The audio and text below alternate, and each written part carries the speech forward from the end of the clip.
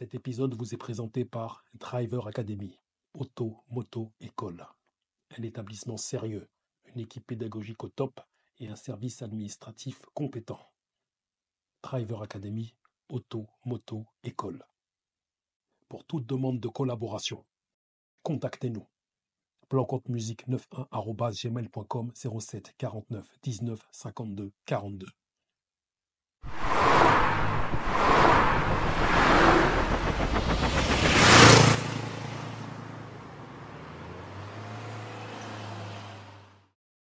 Les bails, les airs, jomb, on dit mogo, pas mogo, on dit floco, pas floco, disons-nous les choses.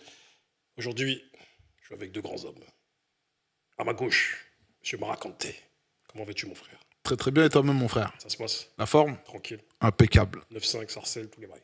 Villiers-le-Bel aussi. Villiers-le-Bel, excuse-moi. C'est important. Sarcelles, voilà, c'est important. Il est important de souligner les deux villes. Exactement. À ma droite, M. Youf. Comment va, monsieur Bouba? Ça va ou quoi? Ah, frérot, ça date. Hein. T'as vu ça? Ça fait plaisir, en tout cas, d'être là. Tranquille. En compagnie d'un frangin. C'est lourd. On est en famille. Mara, on est en famille, là. Ça On peut bouge tous pas. dire. Exactement. Toujours du 7-8, toujours? Toujours Mantes-la-Jolie. Je bouge pas. Bouge pas. Le fief. Ah, ah. Mantes-la-Jolie. En attendant nos propres studios, comme vous le voyez, nous vaquons de studio en studio et aujourd'hui nous sommes dans les studios du Lamal Show, Lamal Studio. Auparavant j'étais chez Grace TV. Big up à tous mes gars. Tant que le discours il change pas, ça va. Exact. C'est ça qui est important. C'est ça qui est important. C'est ça qui est important. Le nombre de détenus en France atteint un nouveau record. Plus de 75 000 personnes sont incarcérées en France, alors que les prisons comptent un peu plus de 61 000 places opérationnelles. Et 2748 détenus sont contraints de dormir sur un matelas posé à même le sol. Les 2/3 des hommes détenus en maison d'arrêt et les 3/4 des femmes sortant de détention présentent à la sortie de prison un trouble psychiatrique ou lié à une substance. Depuis 2013, je travaille dans le domaine de l'insertion sociale avec mes collègues. Nous nous efforçons d'essayer de faire gagner du temps aux jeunes, que nous accompagnons des jeunes exposés à la délinquance. Nous nous efforçons de les sensibiliser sur les conséquences de leurs actes qui pourraient les amener à séjourner en prison. Malheureusement, chaque année, un certain nombre y vont. Malheureusement, il y a peu, l'un d'eux est décédé en prison et un autre en est sorti, mais pas indemne. D'où ce thème autour duquel nous allons converser. Avec Youf, on en discute depuis un petit moment. Il y a peu, au vu des événements récents que je viens de vous citer, dans le cadre de mon travail, qui dépasse le cadre de mon travail, je lui ai dit, je pense qu'il est temps. Et qui de mieux que Maracanté avec sa verve et sa profondeur pour nous accompagner dans cette conversation? Comme j'aime le dire, nous sommes en mission. Totalement. Le thème est donc le suivant, mes frères. La prison laisse-t-elle des séquelles à vie? C'est un très bon sujet, c'est profond, c'est important et c'est nécessaire d'en parler. Yo, tu veux commencer ou tu veux que je déballe? Honneur, frérot, mais en tout Ok. cas, on va s'attaquer à un sujet tabou. Tabou, on n'en parle pas assez. De la santé mentale de nos petits frères qui sortent de prison. Exactement. C'est très important. Bon sujet. Très important. Dis-nous. Bah déjà, il faut voir cette question-là sous deux angles. Il y a la prison et l'après-prison. Tu vois, le syndrome post-traumatique, il vient quand tu es en détention ou après la détention. Une fois que tu es incarcéré, tu vis déjà un traumatisme. Une fois que tu vis ta détention, tu es dans le traumatisme. Une fois que tu sors de détention, tu revis ton trauma. Et ce trauma-là crée des traumas sous-jacents. Tu comprends? Donc à partir de là, moi, je ne pourrais que dire que la prison, elle a des séquelles profondes et durables sur une personne. J'ai pas envie de te dire que ça a des répercussions sur toute une vie, mais en même temps, comme tu disais, dans le cadre de ton travail, tu fais ton activité dans le cadre de ton travail, c'est que ça a des répercussions sur pratiquement toute ta vie. Tu vois, tu peux avoir des enfants, tu peux avoir une femme, tu peux avoir une nouvelle vie professionnelle, tu peux te reconstruire, mais le passage en prison fera que tu as cette cicatrice, tu vois, visible ou invisible, intérieure ou extérieure, qui aura un impact sur les gens qui t'entourent. Sur ton activité professionnelle, sur ton activité personnelle, sur ta foi. Enfin, Sur ta foi, oui et non. Elle peut monter, elle peut descendre. Mais quoi qu'il en soit, la détention, une fois que tu sors de là, tu rentres dans quelque chose de nouveau. Et ce quelque chose de nouveau, il peut être destructeur ou il peut te reconstruire. Donc je laisse la parole à Youf pour déballer. Youf, dis-nous tout. En fait, moi, je différencie les différentes prisons. Il y a maison d'arrêt en France. Ouais. Tout le monde peut y aller. Il suffit que tu fasses tu vois, un délit routier, tu vas en maison d'arrêt. Ensuite, il y a les CD, grosse peine. Et ensuite, il y a les centrales. Moi, je vais te raconter un peu ce que je pense de tout ça. J'ai été en centrale, haute sécurité. Moi, je suis tombé 13 fois. C'est pas, je dis pas ça pour glorifier, mais pour... Parce que là, on va aller dans la profondeur, on va parler de la santé mentale des frères qui sortent de prison. Est-ce qu'il y a une répercussion à vie sur eux? Moi, j'ai été, comme je te disais, en centrale. Jeune de banlieue, j'ai pas le profil pour aller en centrale. En centrale, c'est que des... Faites entrer l'accusé. Que des mecs qui ont fait des vrais dingueries. 2010, on me transfère de maison d'arrêt. J'atterris dans une centrale du Sud. J'arrive dans cette prison-là. Ma première impression, c'était que c'était un hôpital psychiatrique. 80% des mecs qui étaient là-bas, c'était... Tu vois, ils n'avaient pas leur place en prison, en fait. C'était un hôpital psychiatrique, mais sans les moyens d'un hôpital psychiatrique. Ça veut dire que ces gens-là, à leur sortie, forcément, ils sont marqués à vie, ces gens-là. Puisque pendant que tu es en détention, on ne fait rien pour te soigner. Parce que c'est hyper tabou. La seule chose que la détention fait, je vais pas... Tu vois, c'est facile de dire, ouais, rentrer en guerre avec la détention. Mais la seule chose que la détention fait pour ces gens-là, c'est te donner tes cachets. Tes cachets, ça t'endort, mais ça ne te guérit pas.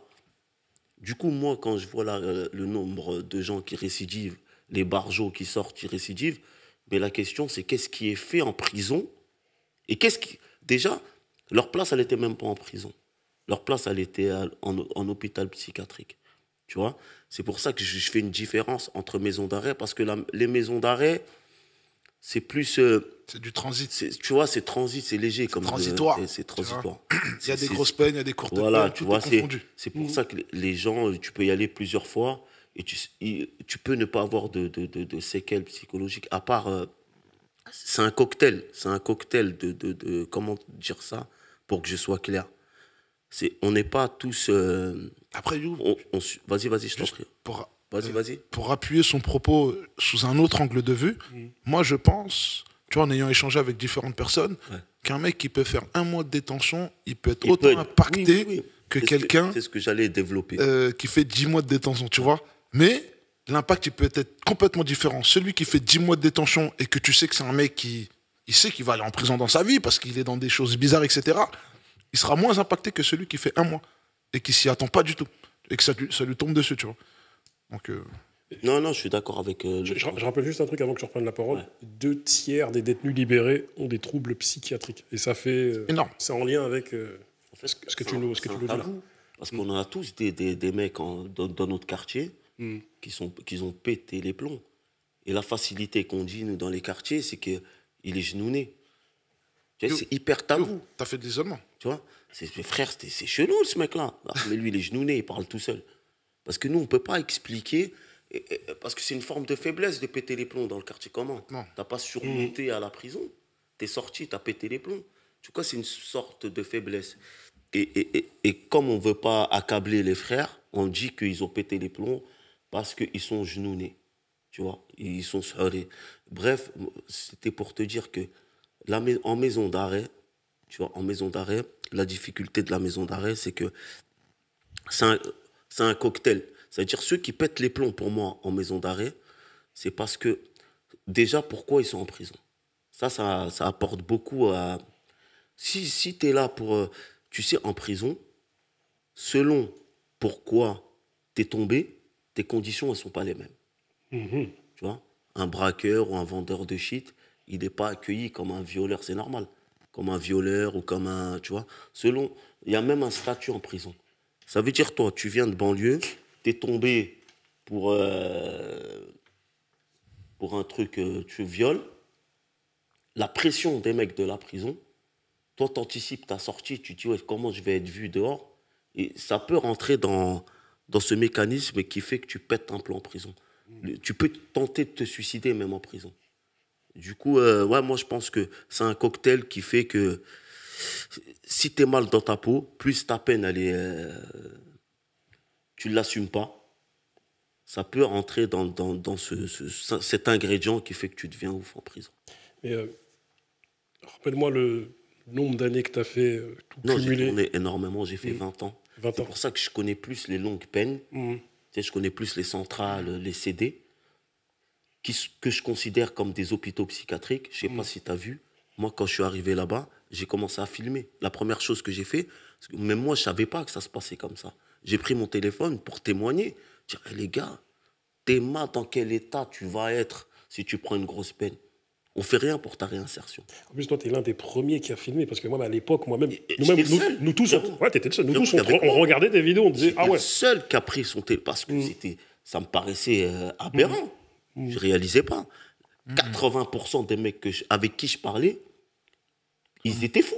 En mode légume. Frérot, il faisait de la bécane sans bécane. Le mec, il te parle, il fait de la bécane dans les coursives, tu vois. Mais ça paraît normal là-bas. Je me souviens d'une vidéo où tu avais filmé un mec qui me semble il avait tué sa femme ou il avait. Dinguerie. Voilà, je me souviens très bien de cette vidéo-là, moi. À l'époque. Un mec, voilà, ils étaient 5 dans une cellule, mais pour moi, c'était des morts vivants, tu vois. Le système carcéral les avait cachetonnés à tel point qu'ils avaient pété les plombs. Et ils deviennent addicts de cachetons. Comme la douleur, on ne peut pas la guérir, ben on l'endort avec des cachets. Tu vois ce que je veux dire? Et il y a un tabou aussi que j'aimerais soulever, c'est que la cause, l'une des causes fortes qui est tabou dans les quartiers aussi, c'est le shit. C'est les frères qui fument du shit en prison, c'est ça fait partie du cocktail. Tu as vu en général ceux qui sont sportifs, qui sont zen comme le frangin, qui courent, qui font des pompes là-bas, tu vois. Tu as l'esprit sain dans un corps sain. Rarement, tu verras que c'est un profil qui pète les plombs.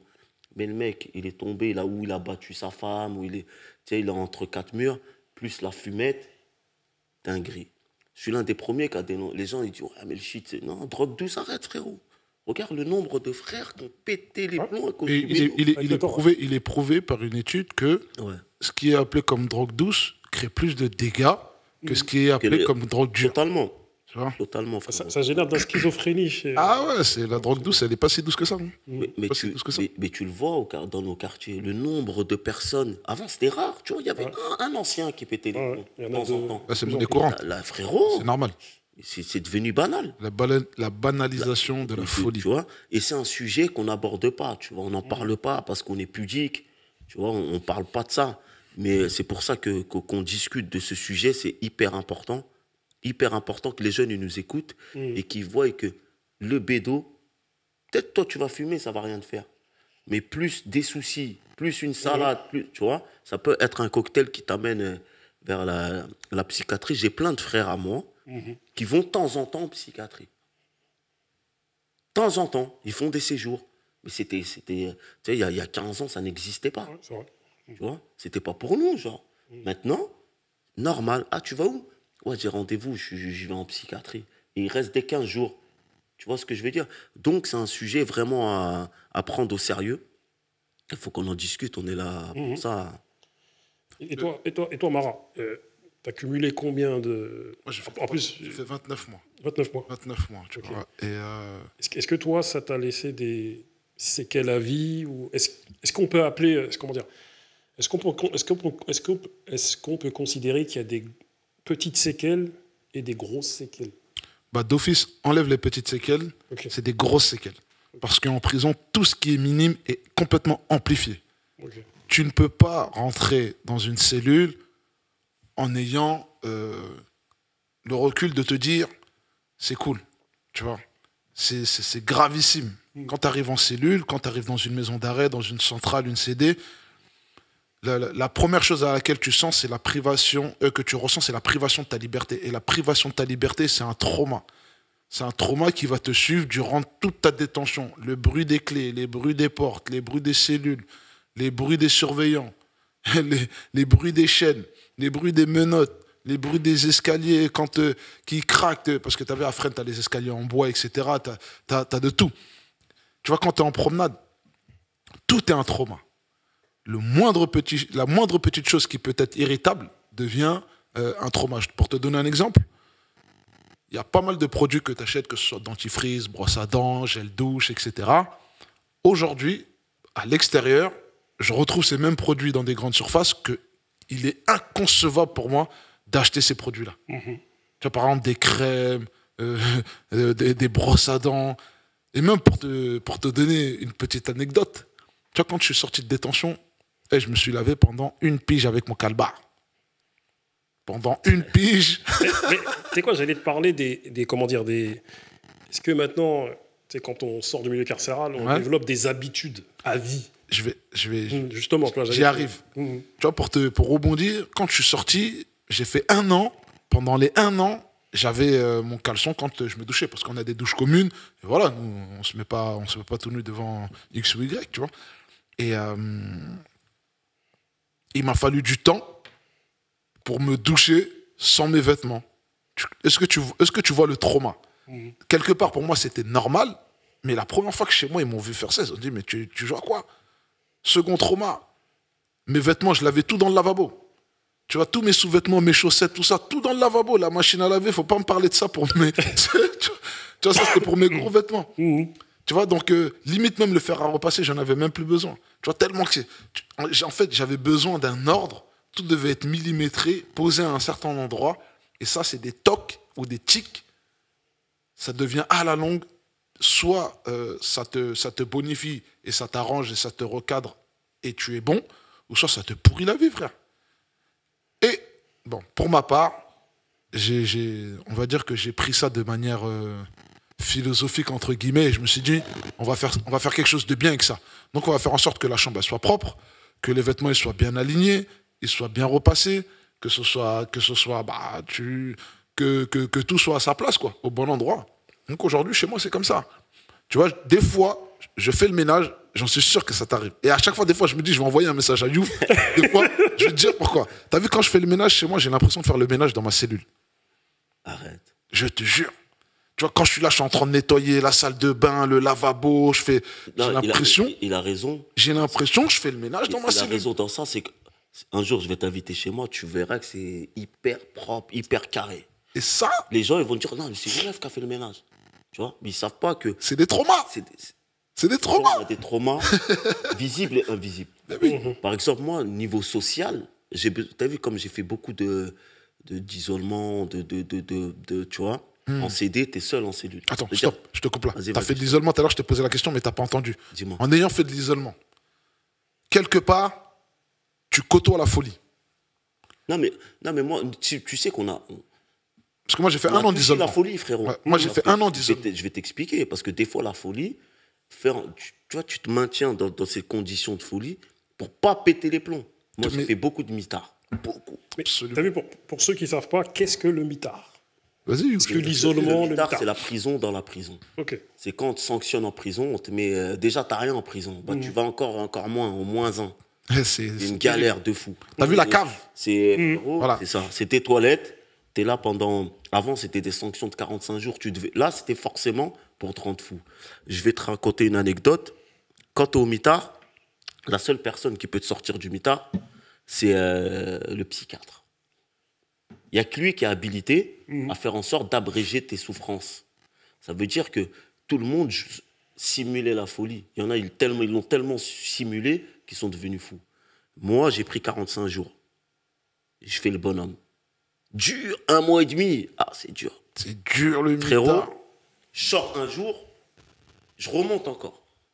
Ils me disent encore 45 jours.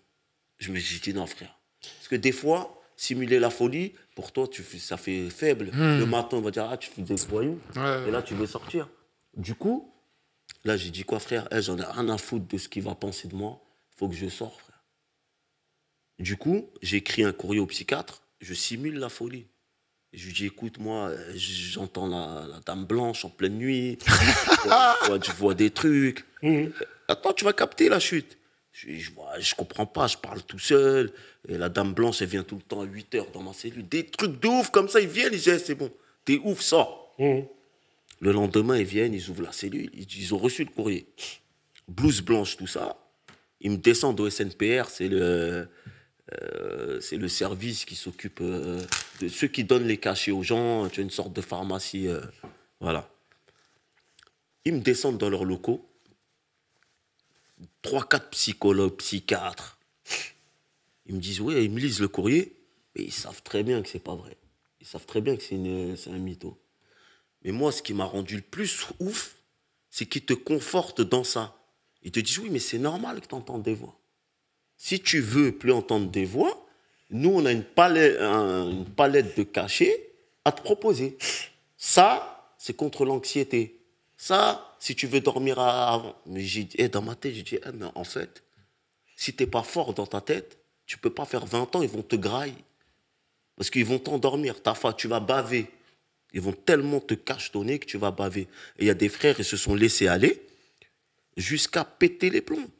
Tu vois ? Tu simules la folie pour t'en sortir, mais tu restes en fait dans cette folie, tu n'en sors plus. Tu es prisonnier de ce truc-là. J'ai des mecs dans mon affaire. Tellement c'était solide dans leur tête.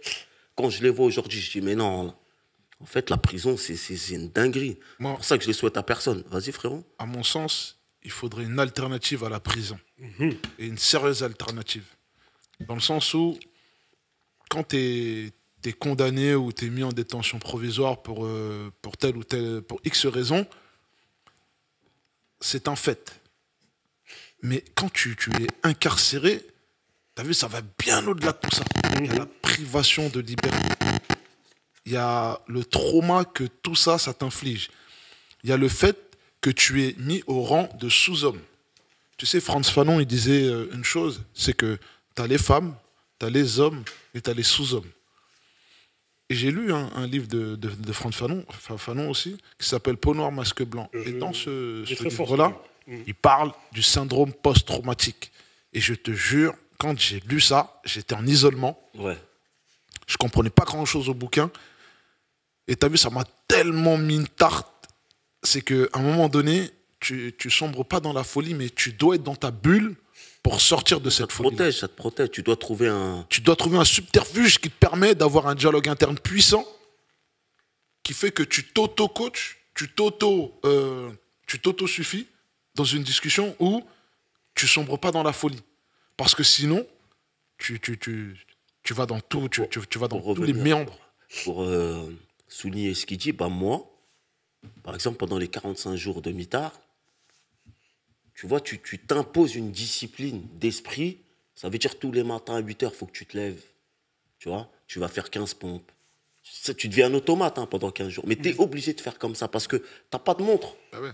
C'est-à-dire que tu es obligé d'organiser ton espace-temps pour pas serrer. Parce que qu'il soit minuit ou 5 heures du matin, c'est pareil pour toi. C'est pareil. Ta porte, elle s'ouvre que pendant la promenade. 1 heure, éclaté au sol. Au toit, C'est quoi la différence entre une cellule normale et une cellule à l'isolement ? Ça n'a rien à voir. C'est quoi ? Une cellule ordinaire de prison, c'est une cellule où tu as tes vêtements, tu as ta nourriture, tu as ton réchaud, tu peux faire à manger. Tu as ton frigo, tu as ta télé, tu as ta musique. Tu as ta PlayStation, tu as ton téléphone. Voilà, tu as ton confort. Tu as ton téléphone, t'es bien. Même si tu es en prison, tu es bien. Le mitard, c'est que tu n'as rien, tu n'as pas de vêtements.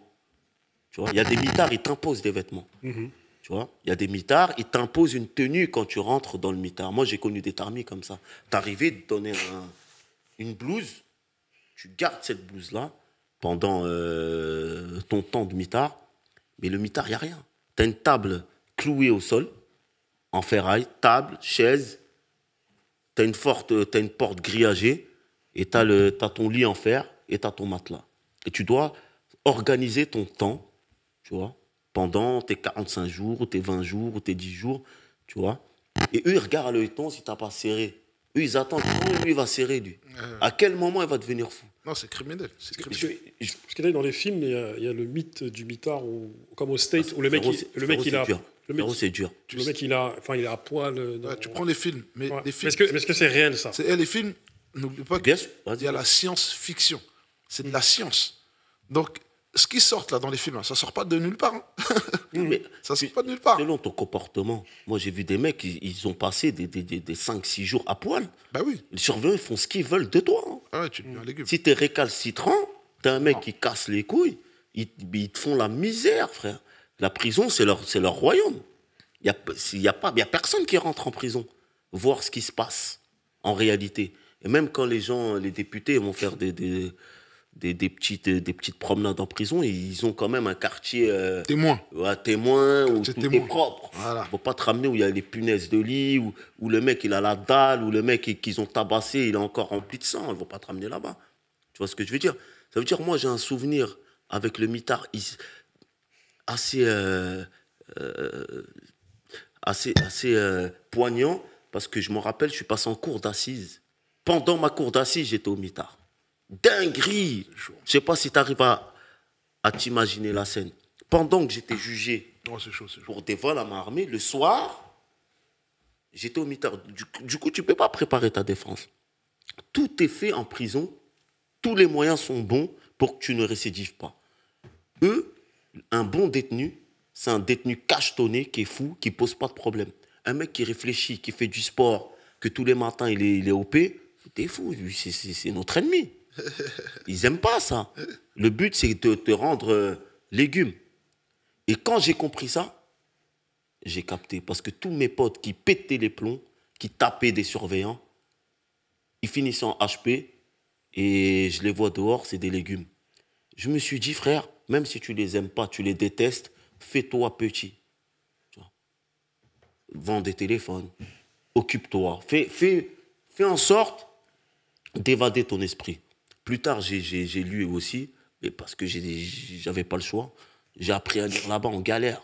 J'ai lu des livres de, tu vois, Roman. n'importe quoi. N'importe quoi. Tu vois, quand j'ai appris Fiction, tout ces ça. journaux, je les lisais 50 fois, je connaissais. Hein. Ouf, ouf, Mais ouf. tu t'oublies. Comme je te disais, tu deviens un automate. À 14h, il faut que tu lises. Toi, tu te dis, moi, de 14h à 17h, il faut lire. Juste pour combler le temps. Si tu lis pas, tu vas galérer. Ouais. Tu vois? Ça veut dire que moi, 14h, je surveille un livre et il te ramène des trucs, les pensées de Pascal. Quoi? Frère, des trucs de tu vois? Laisse tomber. Tu regarderas c'est quoi les pensées de Pascal. C'est de la philo. Mais tu es obligé de le lire. Au début, ça m'a cassé la tête. Mais quand je me suis dit, ah, frère, là, quand tu lis, tu n'es plus là. T'es ailleurs. J'ai dit, j'ai trouvé. Je me suis dit, j'ai trouvé l'astuce. C'est lire et s'évader. Tu lis, frère, même si... Et après, j'ai pris goût. Je me suis même à écrire. Tu vois? Du coup, voilà, je conseille aux petits frères de ne jamais négliger, parce que ça peut arriver à tout le monde. Tu vois, ceux qui disent, ouais, ça... Mais moi, j'aurais pu péter les plombs. On est 6 dans mon affaire. Il y en a 3, ils sont en psychiatrie. Tu les vois aujourd'hui, tu as mal au cœur, frère. Alors que c'était des hommes forts, très très forts. Mais le système carcéral, il est fait, Il les a broyés. et ouais, il est fait d'une C'est ça. sorte que Complètement. c'est une dinguerie. C'est pour ça que même nous, on est des miraculés. Là, on est là, on fait le mytho, ouais, tu connais. Frère, on sait même pas comment j'ai fait. Et, Je sais même pas. Si c'était à refaire, je sais pas. Tu vois, c'est de l'inconscience. Vas-y, mon frère. C'est quoi la journée type d'un détenu? Parce que t'as vu, on va essayer de faire. C'est différent. Vas-y, on va- raconte-moi ta journée, je vais te raconter là. On va essayer de faire la prison pour les nuls là, tu vois, La les prison livres là, pour tu les- vois. bah, Cantiner, c'est quoi? Tu sais, on entend des mots T'as souvent. plusieurs formats. T'as le détenu qui, lui, va être très discipliné. T'as le détenu, lui, qui va être complètement stone. T'as le détenu qui va être entre la rigolade, entre le sport, entre la fumette, entre le trafic, etc. Donc, ça dépend des profils. Pour ma part, personnellement, j'ai vu tous ces différents profils-là. Le profil à moi qui me convenait, c'était de me lever, d'avoir une discipline et une routine infaillible, implacable. C'est-à-dire, je me réveille, je fais ma prière, je fais ma lecture, je fais mes écritures, mes invocations, ma méditation. Une fois que ça se termine, on va dire, c'est à l'aube. Hein. Le surveillant, il vient, tac, promenade, sport. Je finis mon sport, petit-déj. Après, on enchaîne direct déjeuner. Après, lecture. Tu prépares tout le truc, tu te reposes, tu fais une petite sieste. Et l'après-midi, tu repars pour une promenade. Tu te butes au sport. Dès que tu finis ta promenade, tu rentres, tu fais le ménage dans ta cellule. Tu fais ta petite gamelle, tu prépares ça pour le soir. Et là, tu lis entre-temps. Dès que c'est prêt, tu manges. t'allumes ton bigot, tu prends les infos de la famille, les amis, tout ça, tu passes ton téléphone, enfin, tu passes ton temps à passer des petits coups de fil, etc. Et après, voilà, hein, c'est fini. Ton programme de la journée il est terminé, ou tu regardes ta petite série, et après, rebelote le lendemain, tu vois.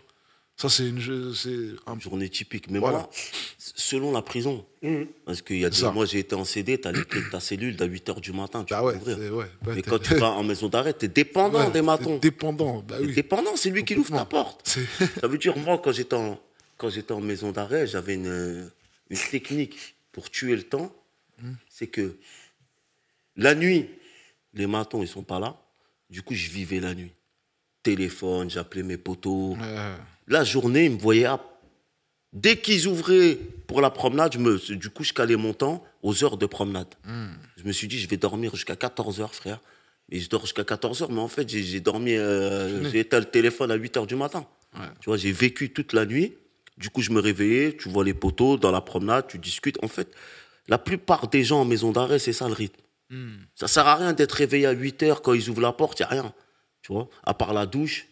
Tu vois, t'es obligé. Bois d'Arcy, 7h du matin, il dit douche, t'as le seum. Tu dis, comment douche froide? Freine, non, freine, c'est quelque chose. Fred, Douche froide, chronométré de ouf. c'est dur, Fred. Tu vois? Voilà, c'était une journée typique. Ça veut dire que les heures où ils sont là, tu dors, tu vis la nuit. Moi, ma journée a commencé à quelle heure en vrai? Après le repas, 17h30, dès qu'il fermait, je sortais le téléphone de ma cachette, j'appelais la famille, j'appelais les potos, ma journée a commencé là. En fait, la recette de la prison, pour pas péter les plombs, il faut être discipliné. Il faut s'auto-discipliner. Même si dans la vie, tu es un bousillé, tu n'es pas équilibré, il faut que tu arrives à trouver un équilibre, de t'imposer une discipline. Sinon, tu es mort. Tu peux pas. Tu as vu, on sait d'après les chiffres, il y a une surpopulation carcérale. Les conditions de détention, en tout cas, sont jugées indignes. Et la France a à nouveau été condamnée par le CEDH.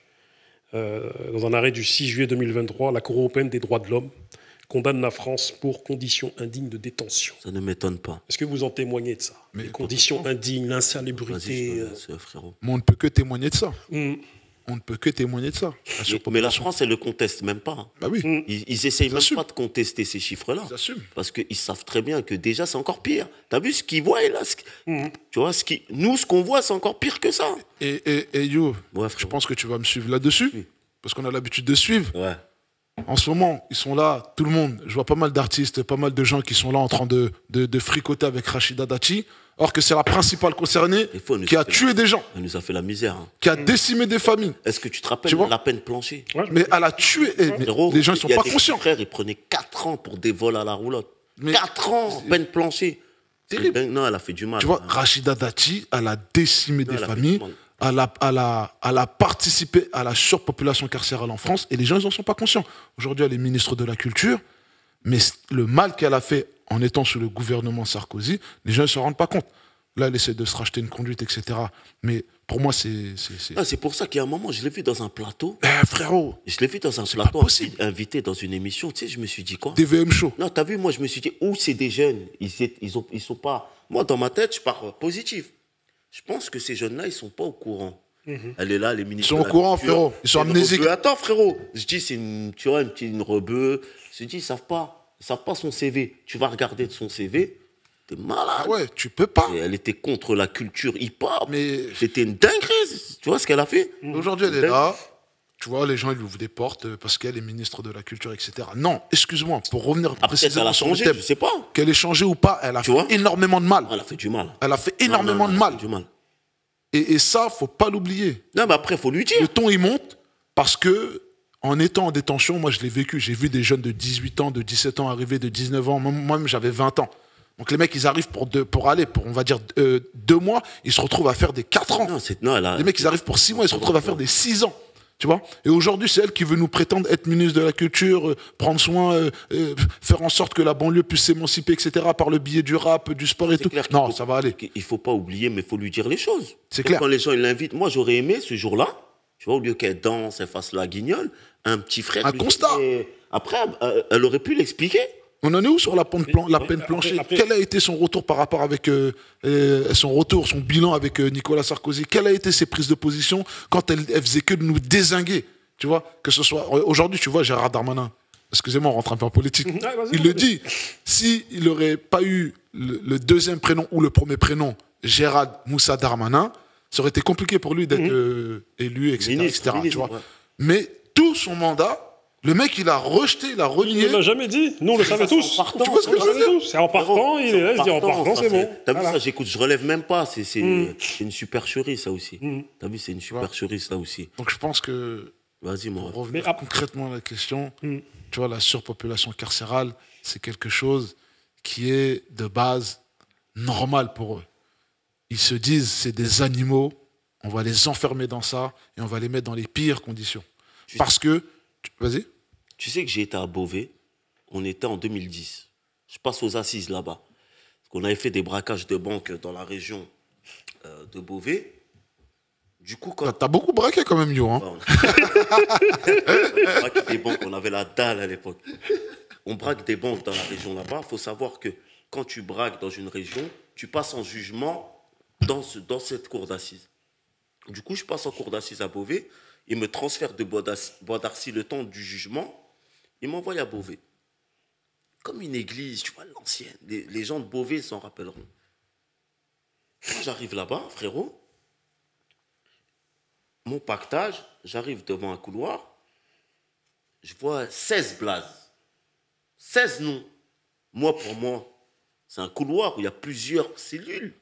16 blazes. Ils ouvrent la cellule, ils me poussent dedans. Frérot, il y a 15 mecs. Il y en a, il est assis, il y en a, il dort par terre. Je dis, mais wesh, on est en France, gros. Ça veut dire la surpopulation pénale. Mais en fait, ils font semblant de l'apprendre maintenant. Mais ça fait des années, je te parle de ça, il y a 10 piges. On était 16 en cellule. 16 à Beauvais. Nelson Mandela, il disait, Frérot, ils sont au courant. si tu veux connaître un pays, faut visiter ses prisons. Et quand tu veux connaître la France, il faut aller faire un tour à Fleury, au B1, à Fleury, au D1. Fresnes, Il faut aller à Fresnes en première division. Il faut aller à Meaux dans la première division. Il faut aller je sais pas moi, comment ça s'appelle comment s'appelle la prison là, putain, j'ai oublié, mais Dans quelle région? dans le sud. J'ai oublié, j'ai tourné avec un détenu et il m'a dit qu'il a fait 10 ans là-bas. C'était un CD, Ouais, c'était un CD, c'était un CD. C'était un CD, je ne me rappelle plus, mais putain, et le livre, j'avais un livre où il y avait la photo de cette prison. Il y avait LM, il y en a plein. Il y a celle de Montpellier, il y a celle de Béziers. Je crois que c'est à Béziers. Béziers, il y a Je celle de crois que c'est Béziers. à Béziers. Ah, laisse tomber, frère. Mais bon, bref, en tout cas, la surpopulation carcérale, c'est quelque chose qui est pour moi inhumain, Et qui contribue à la folie. tu vois. Non, c'est ça. Tout ça fait en sorte que tu ne peux pas en sortir indemne de tout ça. T'es marqué. Frérot, t'as fait une action, t'as volé ou t'as fait quelque chose qui t'a amené en prison. Si un État correct fait en sorte que t'en sors mieux. Moi, j'ai tout appris en prison. C'est pour ça que j'ai posé une question. J'ai fait gagner un livre, mon livre, ma brochure sur mes réseaux. J'ai posé la question aux gens. Quel est l'incident qui a fait que je suis devenu braqueur? Qu'est-ce qui a fait que moi, petit Renoir du 78, je prenne les armes, je vais braquer? Personne n'a trouvé. Mais la raison, c'était quoi? C'est ma première incarcération. C'est ça la vraie raison.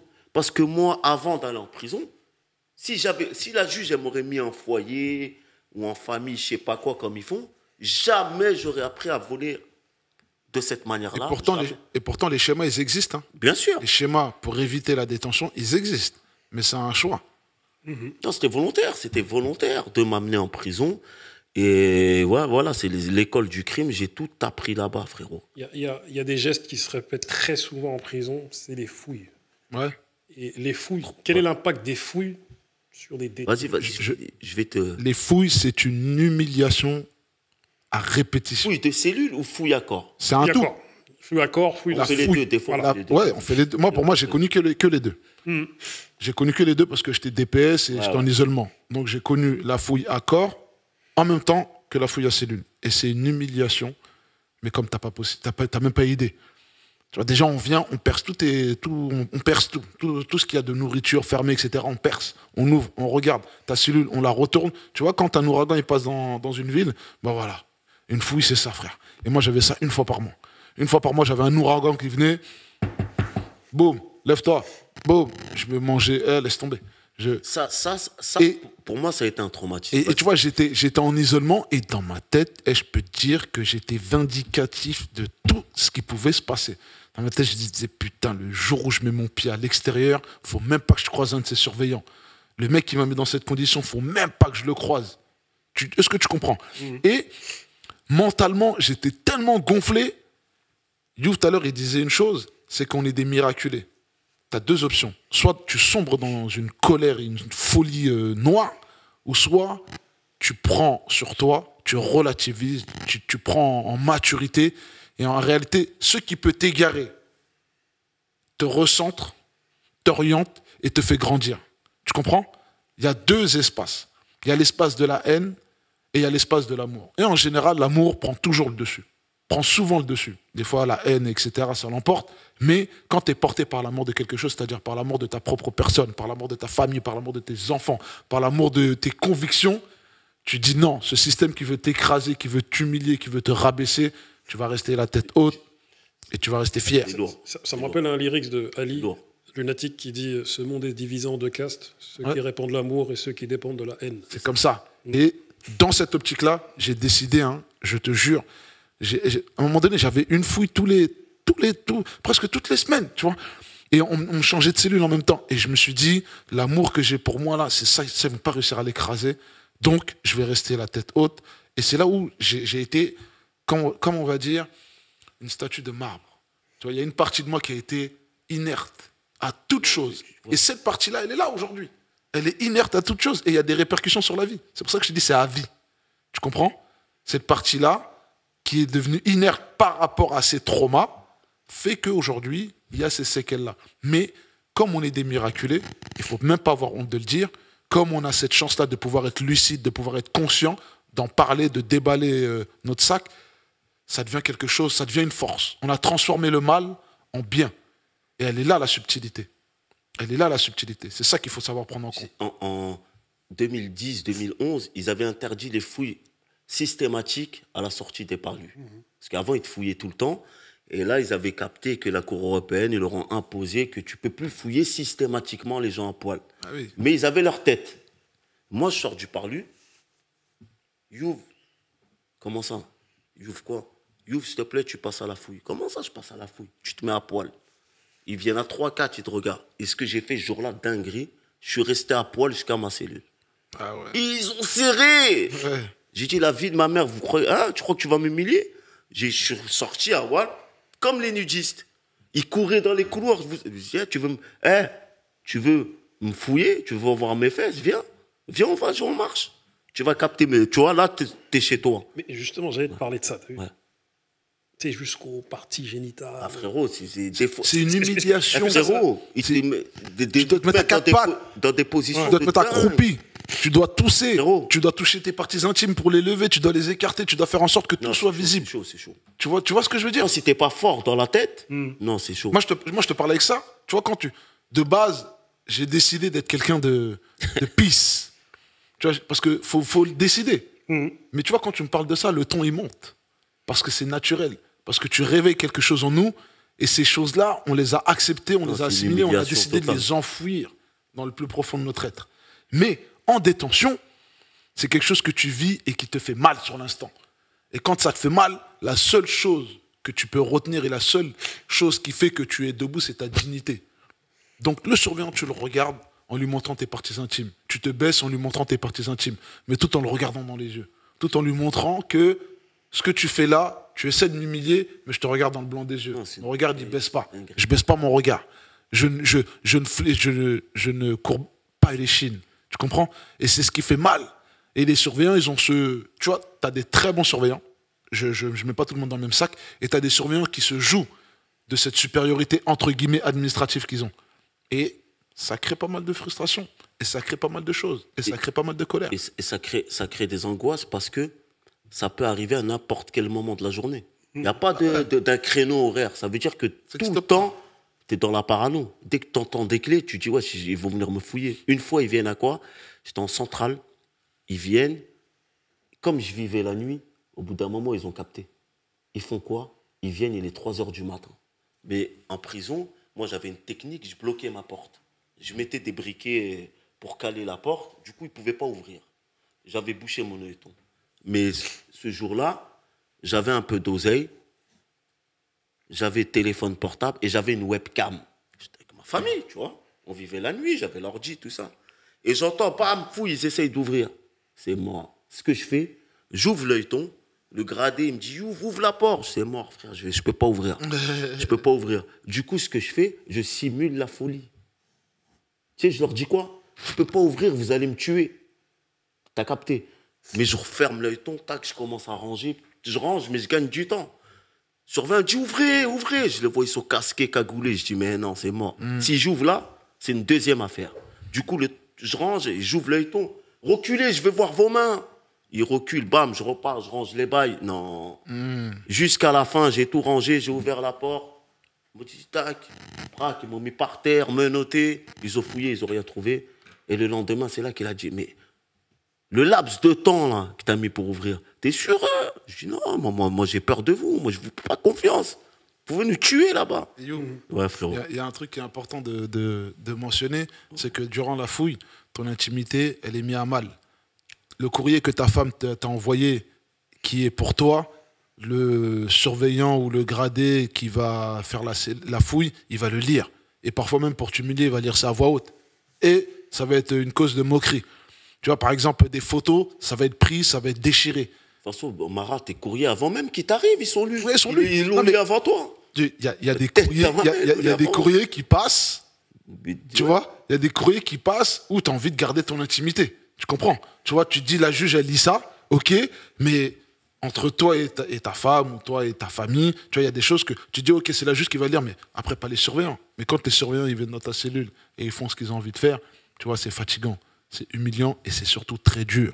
Et c'est là où, tu vois, souvent, parce que souvent on entend, oui, il est parti en détention, il a été retourné, maintenant c'est un djihadiste, etc. Non, il n'y a personne qui vient en détention comme ça. Moi, en tout cas, je n'ai pas vu ça. Tu vois, j'entends dans les médias, les mecs, ils se retournent. Non, c'est pas comme ça. C'est toujours une histoire de cause à effet. Au vu de ce que vous dites là, parce que normalement, le but de la prison, c'est de réinsérer des personnes qui, à un moment donné, ont commis des crimes ou des actes, etc. Est-ce que, au vu de ce que vous dites, est-ce que la prison, son but, c'est pas de déshumaniser des gens? En fait, la prison, en fait, elle est faite pour rassurer ceux qui sont dehors. Le but, c'est que c'est juste ça. Le mec à qui t'as pris quelque chose, le fait, lui, il veut juste que lui, il est plus. Je le vois plus pendant un laps de temps. La prison, elle fait que ça. Elle guérit pas, elle répare pas. T'en sors plus bousillé qu'autre chose. Mais personne sort meilleur de la prison. Moi, je connais pas. Il n'y a pas un mec qui est venu, qui a fait 10 piges. Je dis, ouais, heureusement que j'ai fait 10 piges. Est-ce que lorsque des détenus sont en prison, ils consultent des psychologues? Bien sûr. Régulièrement. Mais des fois, c'est obligé, tu vois. Quand tu passes aux assises, tu as une obligation de soins. Tu es obligé de passer devant. Mais c'est des psychologues, ils s'en battent les reins, en fait. Au début, ils commencent, mais ils ne te suivent pas sur là. Il y a trop de détenus. Ils ne peuvent pas suivre tout le monde. Au début, ils vont te suivre. Au bout d'un moment, ça y est, ils vont te lâcher. Ils vont prendre ceux qui viennent d'arriver. Ils vont voir qu'ils n'arrivent pas à rentrer dans ta tête. C'est fini. Ils essayent. Ils voient qu'au bout de 2-3 rendez-vous, non, Bouba, il est trop dur. Lui, c'est mort. Je ne peux pas l'atteindre. Bah, on passe à autre chose. En fait, tu es vidé de ta substance humaine pour être rempli d'une substance qui est totalement différente de celle que tu as pu connaître durant toute ton existence. Tu n'es plus un être humain, tu es un matricule. Tu n'es plus un être humain, tu es un matricule. Tu es un individu qu'on définit comme un matricule. Tu vois, donc ta substance humaine, elle n'existe plus. Ou elle est diminuée au maximum. Tu comprends? Et ça, c'est très, très, très problématique. Parce qu'en réalité, on n'est pas des ordinateurs. On est des humains. Et tu n'existes même plus. Tu vois, une fois que tu es en prison, dès que tu arrives à la fouille, dès que tu arrives aux arrivants... Tu as un numéro d'écrou. Frérot, déjà, on t'appelle même plus, frère. Il y en a, ils t'appellent par ton numéro d'écrou. C'est terminé. Ton blaze, il n'existe plus. Détenu Ta dignité, elle est plus. T'es plus personne. C'est-à-dire, moi, j'ai vu des mecs se comporter de telle manière en prison que dehors, jamais je pensais qu'ils pouvaient se comporter comme ça. Et vas-y, dis-moi. C'est là où c'est très important de souligner la force mentale d'une personne. Parce que ça te déshumanise et ça te détruit. Donc il faut énormément de force pour sortir de ça indemne et s'en relever. Mara, excuse-moi. Moi, Vas-y. j'ai appris à connaître vraiment des gars à moi en prison. Parce que quand tout va bien, ouais, tout va bien. Mais quand on est vraiment c'est au pied du mur, Ok. tu vois qui est qui C'est compliqué. supporte quoi, qui est loyal avec toi, qui est prêt à mourir pour toi, c'est en prison. Malheureusement, c'est en prison même, tu vois. Ceux qui t'aiment, ils t'écrivent. Les gens, ils t'oublient, moi, frérot, Complètement. pendant 15 ans. 15 ans, des mecs à qui j'avais tout donné. Tout donné. J'avais tout appris. J'avais avancé. Ils ont grandi dans leur domaine. Ils m'avaient zappé totalement. Ils se rappellent de toi quand presque tu vas sortir. Au bout de 14 ans. Quand ils entendent, ouais, ils vont voir ta daronne. Ah, il sort bientôt. Ouais, il sort bientôt. Ah, ils refont surface. Tu vois, ils refont surface, ils essayent de faire les mythos. Mais quand tu es en prison, il n'y a plus personne. En vrai, de vrai, il n'y a plus personne. T'as vu ce que tu dis là, je le répète à plein de jeunes à chaque fois, je leur dis, les gars, vous êtes en prison, limite, il n'y aura que vos sœurs, que vos mères, tu vois, il y aura beaucoup de femmes, tu vois. Booba. Et vos potos, Non, c'est comme si vous étiez morts. Tu vois, tu dis vos sœurs, vos femmes, vos mères, etc. Mais dans la cellule, là, toi, tu es tout seul. Eux, ils sont enfermés à l'extérieur. C'est encore plus dur pour eux. Tu comprends? C'est encore plus dur pour eux. Juste pour schématiser la chose, je me rappelle, étant en isolement, à un moment donné où ça devenait très difficile pour moi, dans ma situation, je me suis dit, j'ai deux options, mec. Je me suis dit, Amara, tu as deux options. Soit tu te morfonds sur toi-même, ou soit tu te concentres sur toi-même.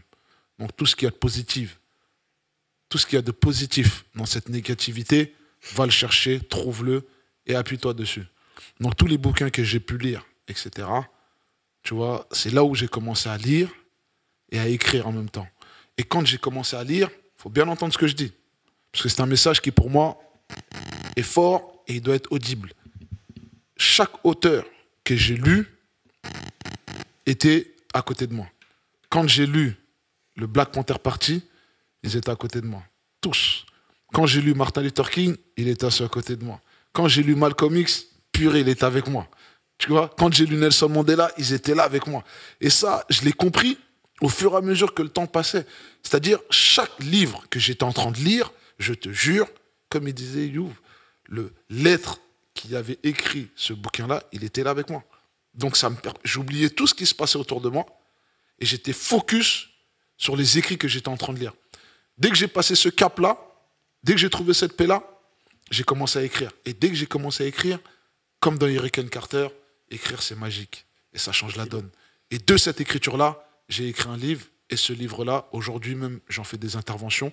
Bon, je le médiatise pas spécialement. Il faut. Et rappelle-nous le nom de ton livre, mon ami. Préjugés coupables, Filer le bel, une vie après Très les important, émeutes. très important. Et il y a toujours un truc que Kizo il me disait, ou bien d'autres écrivains, même Lamance Mazou, ou je l'ai toujours entendu d'ailleurs.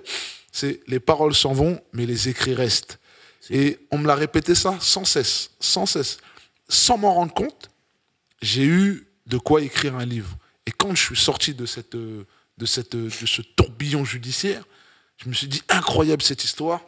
Donc, le jour où je vais mourir, il faut que je laisse ma putain de trace Tu vois, pour l'humanité. Tu comprends? Ça a été son échappatoire en prison. T'as vu, lui, ça a été la lecture. Il faut que tu trouves. T'es pas obligé de copier sur un tel. Chacun a sa personnalité. Chacun est propre à. Tu vois. Il y en a, c'est le sport. Hein.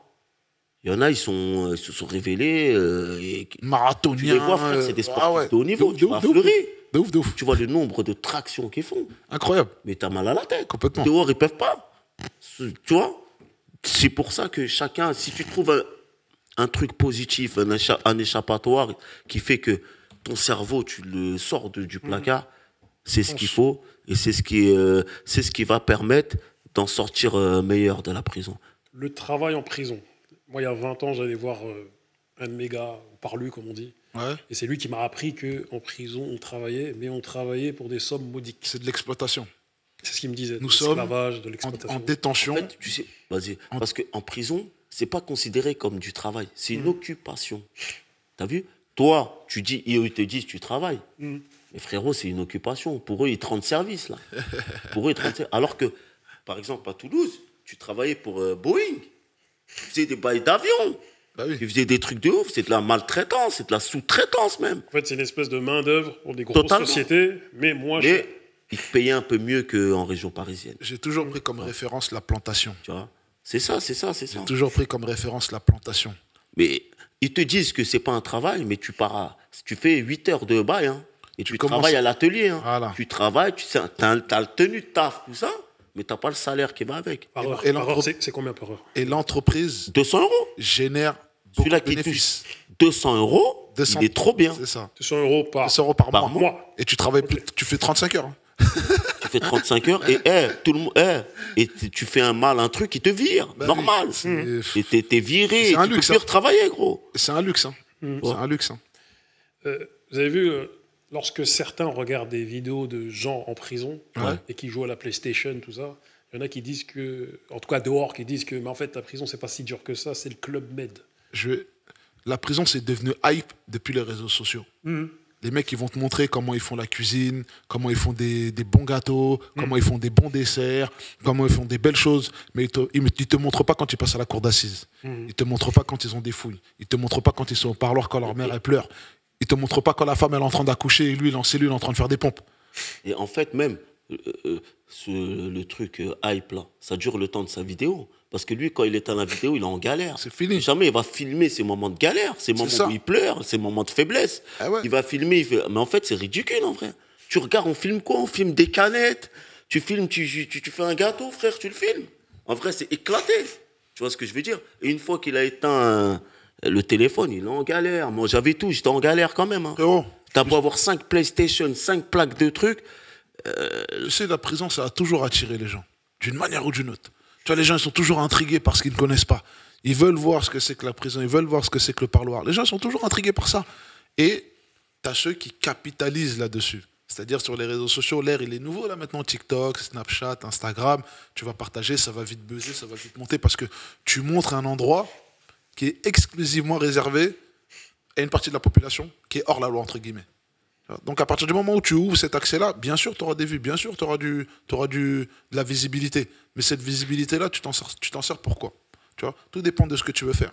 Après, moi, je suis de cette génération qui Après, c'est une réalité, on ne va pas le cacher, on ne va pas faire les mythos que la prison, aujourd'hui, en 2024, c'est pas la prison, tout le monde peut aller. C'est plus pareil. Tout le monde peut aller en prison. Tu vas pas être, il n'y a pas de bandes qui t'attendent au tournant. Ah ouais. Tu vas pas te faire violer. C'est ce que je veux dire. Tu as vu, il y a un mythe où... Mais ça, c'est pas vrai. En tout cas, pour ceux qui sont dehors, voilà, je vais parler d'une série que j'ai beaucoup regardée, c'est Oz. Ose. Ouais. Voilà. La savonnette. Il y en a pour qui et la prison, c'est comme dans Oz. Il y a des clans, des Italiens, Et il y a ça, celui des ça Corses. existe, mais dans les grosses peines. Ok. Il y a les Corses, il y a les Basques, il y a les frères Muses, il y a les mecs comme nous qui sont un peu... On est partout, nous. Ouais. On fait partie de tout, nous. Nous, on n'a pas de clan. On est partout et c'est ce qui fait qu'on est encore là. C'est parce qu'on n'est pas affilié à un camp, on n'est pas politique. C'est-à-dire qu'on ne fait pas partie des... Pourtant, tous, hein, quand ils voient que tu es un brave, ils essaient de te récupérer. Tu vois ce que je veux dire? Il y a les frères Muses, ils vont... Viens, frérot, viens. Viens, on va t'apprendre, frère. Les Corses, viens, t'es un bon. Toi, on t'aime bien, toi. Viens avec nous. Tu vois ce que je veux dire? Je sais même plus ce que je disais, j'ai perdu le fil, mon rêve. Pour te dire, la prison, tu vois, il parlait de Oz, etc. C'est de la fiction qui est amplifiée. Mais c'est comme ça que ça se passe. Parce qu'aujourd'hui, si tu veux, en 2024, voilà, t'as toujours Voilà, les bandes, c'est ça, etc. je disais que la prison, c'était- T'as les bandes, voilà, toi t'habites dans le 93, toi dans le 95, toi dans le 94, toi t'es de telle équipe, etc. T'as des équipes. Tu vois, t'as pas des gangs à proprement dit. Mais à l'étranger, c'est différent. Mais toutes les prisons du monde se ressemblent. T'as un groupe, t'as un clan, t'as un gang, t'as une équipe, t'as des amis, t'as des partenaires, des camarades avec qui tu t'affilies pour pouvoir avancer dans ta détention. Parce qu'à un moment donné, dans ta peine, tu vas être triste. À un moment donné, dans ta peine, tu vas être en difficulté financière. À un moment donné, dans ta peine, tu vas être en difficulté mentale. Et à un moment donné, dans ta peine, tu vas être source de moteur pour d'autres détenus. Et tout ça, ça crée quelque chose, positif ou négatif. Mais à un moment donné, c'est là. Et en détention, tu ne te retrouves pas tout seul. Vous êtes avec des camarades, avec qui vous vous liez d'amitié et avec qui vous devenez des frères. Moi, il y a des détenus là avec qui je suis toujours en contact, c'est comme mes refrains. Tu vois, par exemple, You et moi, on s'est connus tardivement. Mais en réalité, ce qui nous lie, c'est notre histoire. Parcours carcéral aussi. Et moi, je le vois comme... Tu vois, Youv, t'as quel âge aujourd'hui, Youv? J'ai l'âge. T'as l'âge, voilà. J'ai l'âge du crime. Il a l'âge à mes grands frères. Pour moi, quand je le vois, c'est mon grand frère. Tu vois, c'est un grand frérot. Et tu vois, ça me fait toujours penser aux anciens que je voyais en détention qui me disaient « Ah, dommage, petit putain, ils ont brisé ta carrière. Tu vois, ils ont volé ta jeunesse. Tu vois, miskin, etc. » Et quand je vois Youv comme ça, qui vient, qui parle sur les plateaux, ça me fait toujours plaisir et ça me rappelle toujours qu'il est hyper important de véhiculer un message positif dans cette négativité. Parce que c'est quelque chose qui sert. Je ne cherche pas la lumière, je ne cherche pas la lumière. On ne cherche pas le buzz. Mais cette trace, il est important de la laisser pour les autres. Il est important de la laisser pour la mémoire. Il est important de marquer le temps.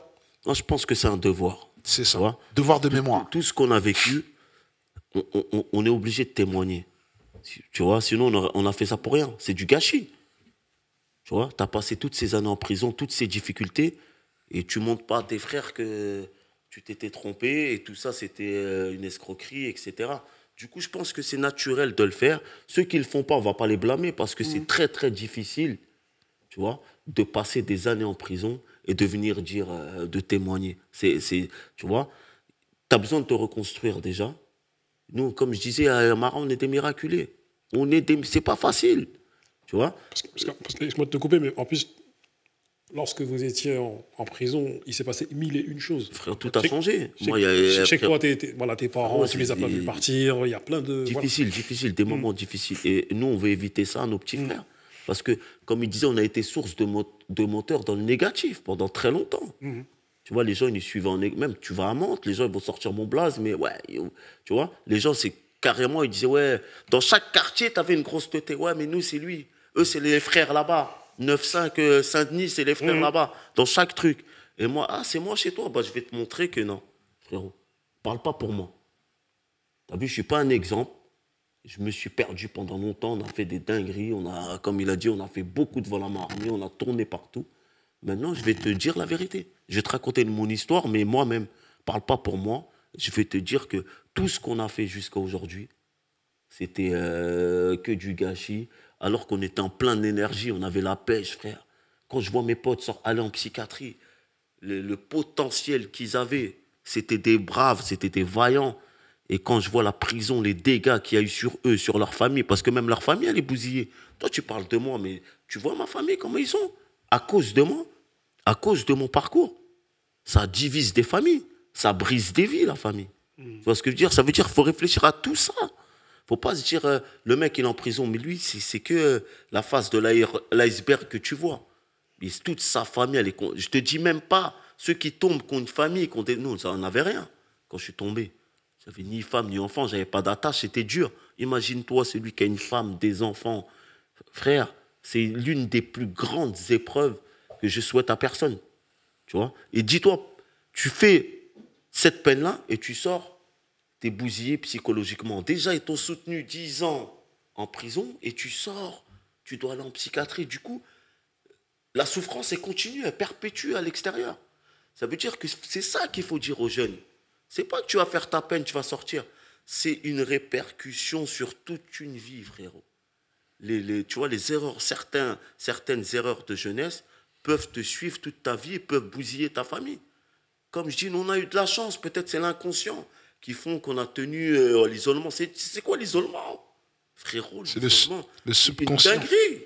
Le subconscient, il prend tout ça, il prend tout son sens. C'est vraiment une dinguerie. Ça veut dire que même moi, quand je passais les années, ça faisait 7 ans, 8 ans, 10 ans que j'étais incarcéré, je me suis dit, mais comment j'ai fait pour en arriver là? Des bagarres générales à ce coup de sabre, frère. Tu joues au foot avec un sabre. C'est quel délire? Tu deviens un animal. Certaines conditions de carcéral font que tu deviens un animal, frérot. Tu t'en rends pas compte. Heureusement que tu as des parloirs avec des gens qui te ramènent à la réalité. Quand tu leur racontes ce que tu as fait, même ils deviennent ouf. On a fait une bagarre générale, j'ai sabré 2 mecs. Mais si tu le fais pas, c'est eux qui vont te le faire, gros. Tu vois ce que je veux dire? Je préfère être le... voilà. J'ai vu souvent Adama Kamara, lorsqu'il fait des interventions. D'ailleurs, il devait être là aujourd'hui. Ouais. Une prochaine fois. Big up au frangin. Adama, si tu nous entends, c'est lourd. on est ensemble. Souvent, lors des interventions, il dit à des jeunes... Parce qu'il y a des jeunes qui... Tout à l'heure, vous avez parlé du fait que la prison d'avant n'est pas la prison d'aujourd'hui. Elle a changé, les conditions aussi, elles ont changé. Et il y a des jeunes qui, lorsqu'ils vont en prison, ne révèlent pas forcément tout et prétendent qu'ils le font sur une jambe. Tu sais, parce que ta mise à l'amende, tu vas jamais la dire. Il y en a, ils se sont mangés des frappes, des chaos techniques en prison. Parce qu'ils faisaient les arrogants. Il y a même des grandes familles, j'ai vu des gens se faire monter en l'air.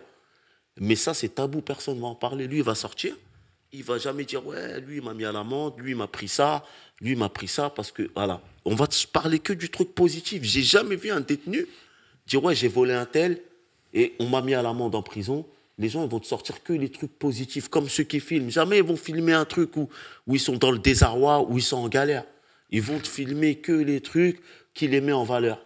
Et c'est les petits, ils voient que ça. Et c'est pour ça que les gens disent « Ouais, c'est trop bien la prison. » Mais frérot, si tu pouvais voir ce qu'il vit quand il a éteint la caméra, tu le suis, le même mec que tu as cru qu'il avait tout dans sa cellule, il galère de ouf. Techniquement, il est impossible.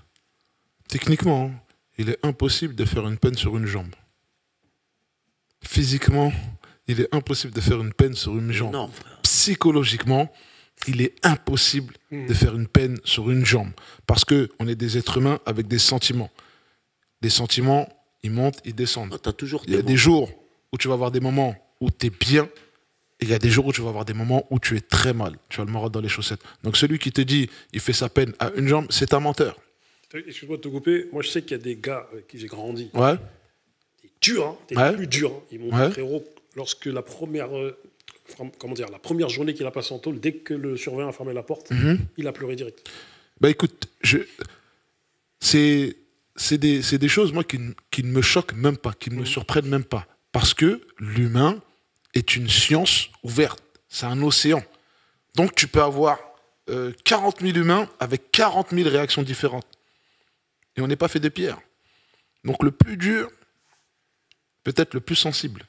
Et le plus sensible, peut-être le plus dur. Des frères qui pleurent, on en a vu. Même en Et promenade. pleurer, après, je vais te parler de ma condition personnelle. Dans ma situation personnelle, dans mon cas, pour moi, il était inconcevable, dans ma situation, parce qu'on était dans un combat, dans une justice et tout, de lâcher une larme dans cette condition-là.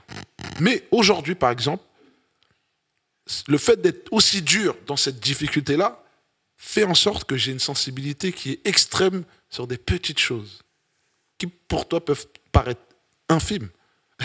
Mais aujourd'hui, c'est comme ça, tu vois.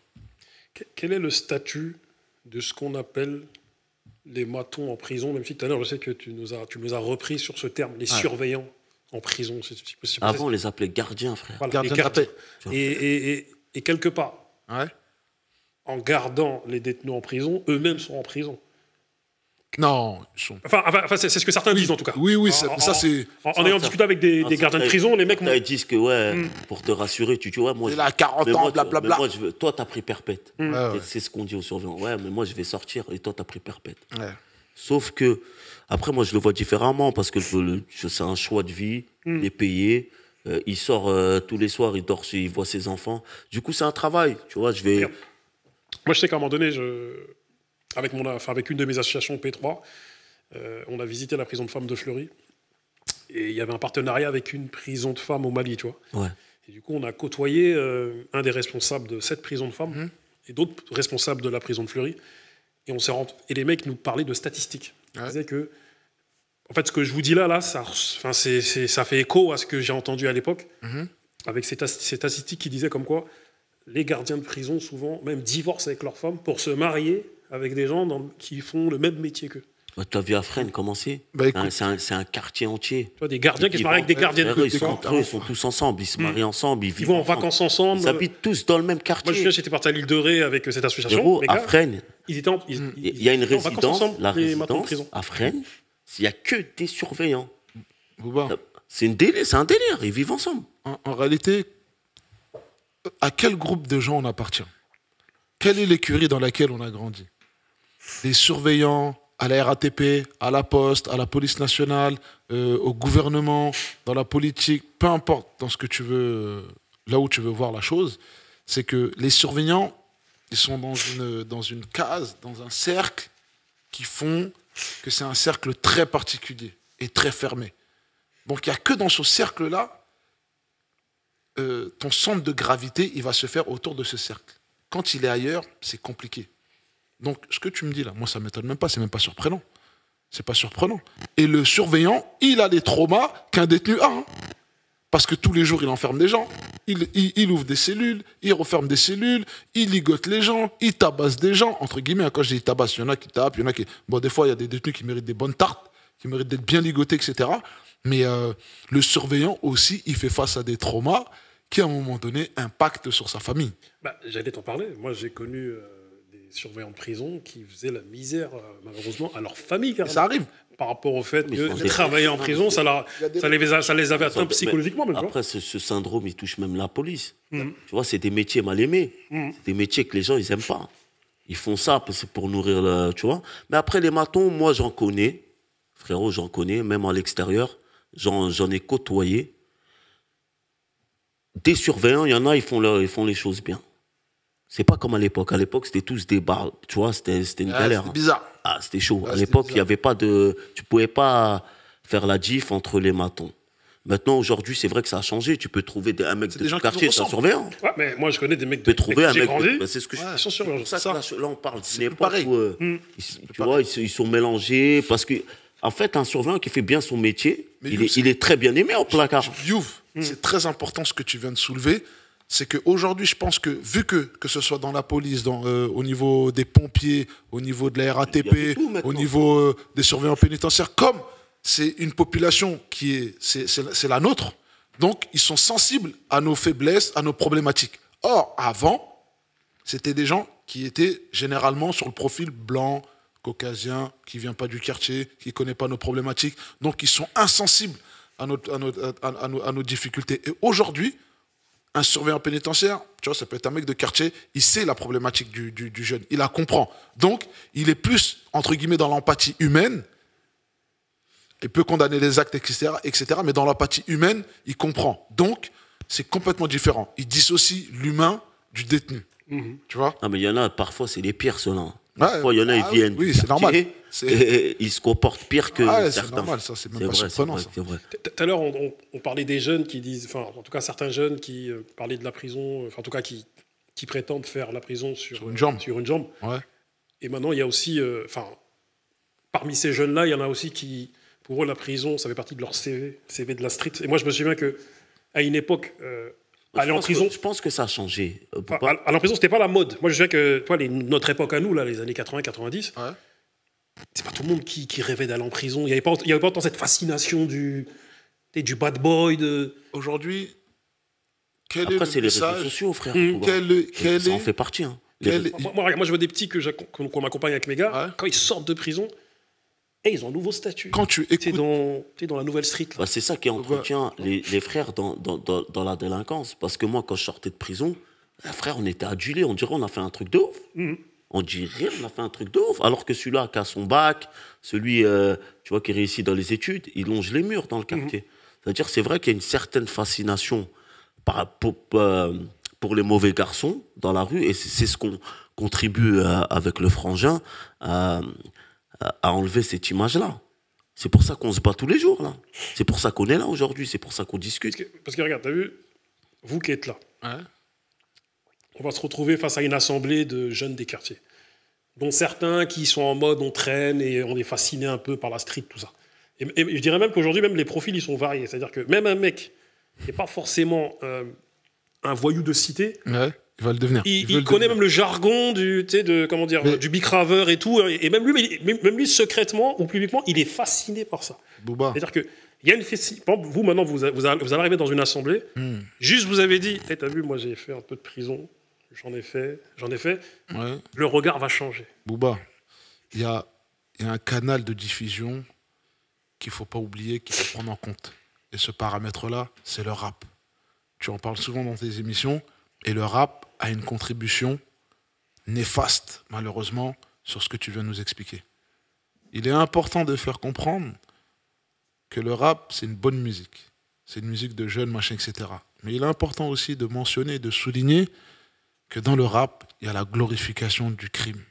Il y a la glorification de la drogue. Il y a l'apologie de tout ça. Du sexe, du dévergondage, etc. Et toutes ces choses-là, néfastes, font en sorte que le jeune... il va se sentir dans ce mood, il va s'identifier à ces propos portés par les artistes, Et il va se dire, ça rajoute du tampon à mon CV. Ça rajoute du tampon à mon CV. Ça rajoute de la crédibilité à mon CV. Et ça endurcit mon CV en tant que bonhomme, en tant qu'homme, en tant que mec de la street, en tant que personnage validé dans ce cercle-là. Et une chose qui est très importante, c'est que quand tu regardes le rap d'avant et le rap d'aujourd'hui, le rap d'avant, c'était quelque chose de collectif. Le rap d'aujourd'hui, c'est quelque chose d'individualiste. Aujourd'hui, il est préférable de signer en solo que de signer avec un groupe. Et ce qui est mis en avant, pourquoi je parle du rap? Parce que c'est le plus gros canal de diffusion. Les médias, ils te disent ce qu'ils ont envie de te dire, mais nous, les médias, c'est les rappeurs. Les médias, c'est les artistes. Donc, eux, les artistes, ils vont envoyer une vague, ils vont te parler de drogue, d'alcool, de béto, de drogue, de prison, etc. Le jeune qui a 14 ans, qui a 15 ans, qui grandit avec du rap, c'est ça qui va rentrer dans son cerveau. Et avant même de comprendre que c'est déjà dans son cerveau, il va l'appliquer sans s'en rendre compte. Sans s'en rendre compte. Et ça, quelque part, hein, c'est la responsabilité de tout le monde. Quand tu es jeune dans le quartier, tu as besoin de t'identifier à quelque chose. C'est ça. Tu as besoin de t'appartenir, tu as besoin d'exister. Et il y a, comme il disait, les rappeurs, ils vendent de la fiction, ils vendent du rêve. Ils bicravent du rêve aux jeunes. Ce qu'ils disent, ils ne l'ont jamais vécu. Tu vois ce que je veux dire? Mais le petit, il a besoin de s'identifier. Tu vois? Le mec, tu lui dis, tu vas aller en prison. C'est un raccourci. Hein. Dans le clip, le mec, il va en prison, il sort, il est millionnaire. Tu le vois là à Miami. Le petit, regarde ça, il est trop content. Il essaye de refaire ça dans sa vraie vie. Mais quand il finit à Bois d'Arcy, il voit qu'il n'y a personne, il y a tout ça, c'est une supercherie. Il sort, il est... Justement, je rebondis, excuse-moi de te couper, je rebondis sur ce que tu dis. Vous avez vu au début de notre entretien, d'ailleurs, on arrive tout doucement vers la fin. Je parlais du fait que, malheureusement, il y a 2 jeunes que nous, on suit. L'un est décédé. D'après comment il est décédé? D'après ce qui se dit, c'est un suicide. Mais en prison, c'est ça. Mais d'après certains faits, ça serait peut-être un suicide masqué. Ils l'ont aidé. Tu regardes le nombre de morts en détention, tu vas trouver ça ahurissant. Fais les stats, regarde, tu prends l'information, tu vas voir que tu vois, c'est Tu regardes, c'est toujours le même profil qui disent mort. C'est des mecs vaillants, solides, qui cassent les couilles au matin. Donc, tu vois ce que je veux dire? C'est jamais le mec qui pleure en cellule. Hein, tu devrais même en faire un sujet. C'est vrai, hein, ceux qui se suicident, tu verras, hein, ceux qui se suicident, il y a un petit de chez nous à Fresnes, il y a un mois, sa famille, ils ont appris qu'il est décédé, pareil. Frère, moi je le connais, le petit. Comment lui s'est suicidé, lui? Faut m'expliquer. Tu vois? Et t'as vu, parmi ces deux jeunes que je connais... Les 2, ils sont décédés? En fait, non, pas 2. Il y en a un qui est décédé, malheureusement. Et un autre qui, lorsqu'il est sorti, malheureusement, il n'en est pas sorti indemne. C'est-à-dire il avait pris des cachetons. Et moi, je me souviens que lorsqu'on est parti les sensibiliser avec mon équipe, c'était suite à des rixes interquartiers. C'était juste avant que se passe... Ça aussi, c'est un fléau de... Juste avant que se passe une dinguerie. Tu vois, on les sentait chauds. Vous savez, nous, aujourd'hui, on a un âge où on sent quand il va se passer une dinguerie, et les petits, on leur dit, les gars, calmez-vous. C'est bouillant. Les petits, malheureusement, ils ont besoin de prendre le mur pour se rendre compte de choses, mais on essaie de leur faire gagner 20 ans, des fois, tu vois, en leur disant, frérot. En fait... et le jeune qui a été retrouvé, malheureusement, d'après ce qu'ils disent, un suicide, je me souviens avoir pris son bras avec son frère. Je leur ai dit, les frères, je vous aime. Et le petit qui est décédé il y a peu, il m'a regardé en souriant, il m'a dit, bah, t'inquiète pas. Je lui ai dit, si, je m'inquiète. Les gars. Et après, j'ai ressorti le lyrics de Kerry James. J'ai dit la mort ou la prison, faites attention. Il y a un truc qu'il faut... et pareil pour celui qui est ressorti. Attends, juste vite fait, après tu reprends. Le petit qui est sorti, qui n'était pas indemne, je lui avais dit, frérot, parce qu'à un moment donné, quand on vient les sensibiliser, vous voyez, des fois, les petits, des fois, ils ne sont pas comme nous. C'est-à-dire que nous, quand un ancien vient nous voir, jamais de la vie, on allait dire vas-y, c'est bon, on fait ce qu'on veut. Le petit, il m'a dit ça, je l'ai regardé, je dis mais. En plus, il n'a pas l'habitude de me parler comme ça. J'ai dit, c'est la dernière fois de ta vie que tu me parles comme ça. Moi, je ne vais pas vous dire clairement ce que je lui ai dit, vous imaginez. J'ai dit, frérot, toi, ça se voit en prison, tu ne vas pas tenir, tu vas prendre des cachetons, ou de toute façon, tu vas vouloir te suicider. Et c'est celui qui est sorti. Et c'est celui qui est sorti en mode cacheton. Et tu as été le voir, lui? Je l'ai vu, moi, quand il est sorti. Je le vois. Tu lui as parlé de ça. Mais là, il se remet, là. On va échanger avec lui. Ouais, j'échange un peu avec lui, mais là, il se remet petit à petit. Il a quel âge, à peu? Quel âge? Là, il a 20 ans aujourd'hui. Et qu'est-ce qu'il fait maintenant? Tu as une suite, tu le suis ou pas? Voir ce qu'il fait, ce qu'il devient. Ça, c'est des petits qui suivent ça. Je sais qu'il habite ailleurs, là. En fait, comme nous, on dit aux jeunes, lorsqu'on les suit, on leur dit, les gars, à partir du moment où vous êtes entre les mains de la justice, nous, on ne peut plus vous suivre. Et nous, on est l'étape avant. L'étape d'après, c'est la justice. Non, mais faut pas les lâcher. Non, mais on les lâche pas. Non, mais il y a toujours des collègues qui font tout ça, mais on les lâche pas, tu vois. Tu sais, il y a un paramètre qu'il faut prendre en compte. C'est le paramètre de la politique. Et quand je parle de la politique, je ne parle pas de la politique politicienne. Je parle de la politique sociale. S'occuper de la vie de la cité. C'est très important. Et ça, à notre échelle, tout seul, on ne peut pas le faire. Mais on peut commencer. Tu vois. Et il est hyper important que chacun d'entre nous, nous prenions nos responsabilités et on s'engage dans cette voie-là. Comme il dit le Tchèr, retroussons-nous les manches et allons au charbon. Big up, monsieur le chairman. Big up au frangin. La famille est l'âge. On est ensemble. C'est lourd. Ça ne bouge pas. Tu vois. On doit se retrousser les manches et aller au charbon. Et quand on va au charbon, ça doit être comme un rouleau compresseur. Tu vois. Travailler avec intelligence, travailler avec force et avec beaucoup de ténacité. Et là, l'enjeu politique, il est intéressant. Là, tu consultes qui a consulté pour pouvoir impacter. Parce que, qu'on ne se mente pas, hein. S'il n'y a pas d'ambition politique, c'est mort. Quand je dis ambition politique, c'est faire en sorte que la criminalité, le taux de criminalité chute, le taux d'incarcération chute, le taux de déscolarisation chute, tu vois, le taux de récidive chute, etc. Il faut cette volonté politique pour changer la donne. Si on ne l'a pas, si on ne la crée pas, si on ne la construit pas, ça n'ira nulle part, tu vois. En tout cas, le tabou de la santé mentale à la sortie de prison, faut le lever, faut en parler. Tu vois, des fois, on voit des frères qui sortent de prison, tu vois qui planent, mais t'oses pas lui dire. On plane. Tu vois qu'il est ailleurs un peu, tu vois que la prison l'a touché. Mais c'est nous, les grands refs, ou peu importe, d'aller le voir et lui dire, ouais, t'as vu, c'est normal. T'as vu, t'as subi un traumatisme là-bas.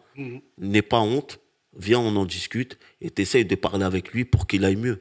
Parce que le fait de le laisser comme ça, les gens ils vont le juger, ouais, les genounés, il a pété les plombs.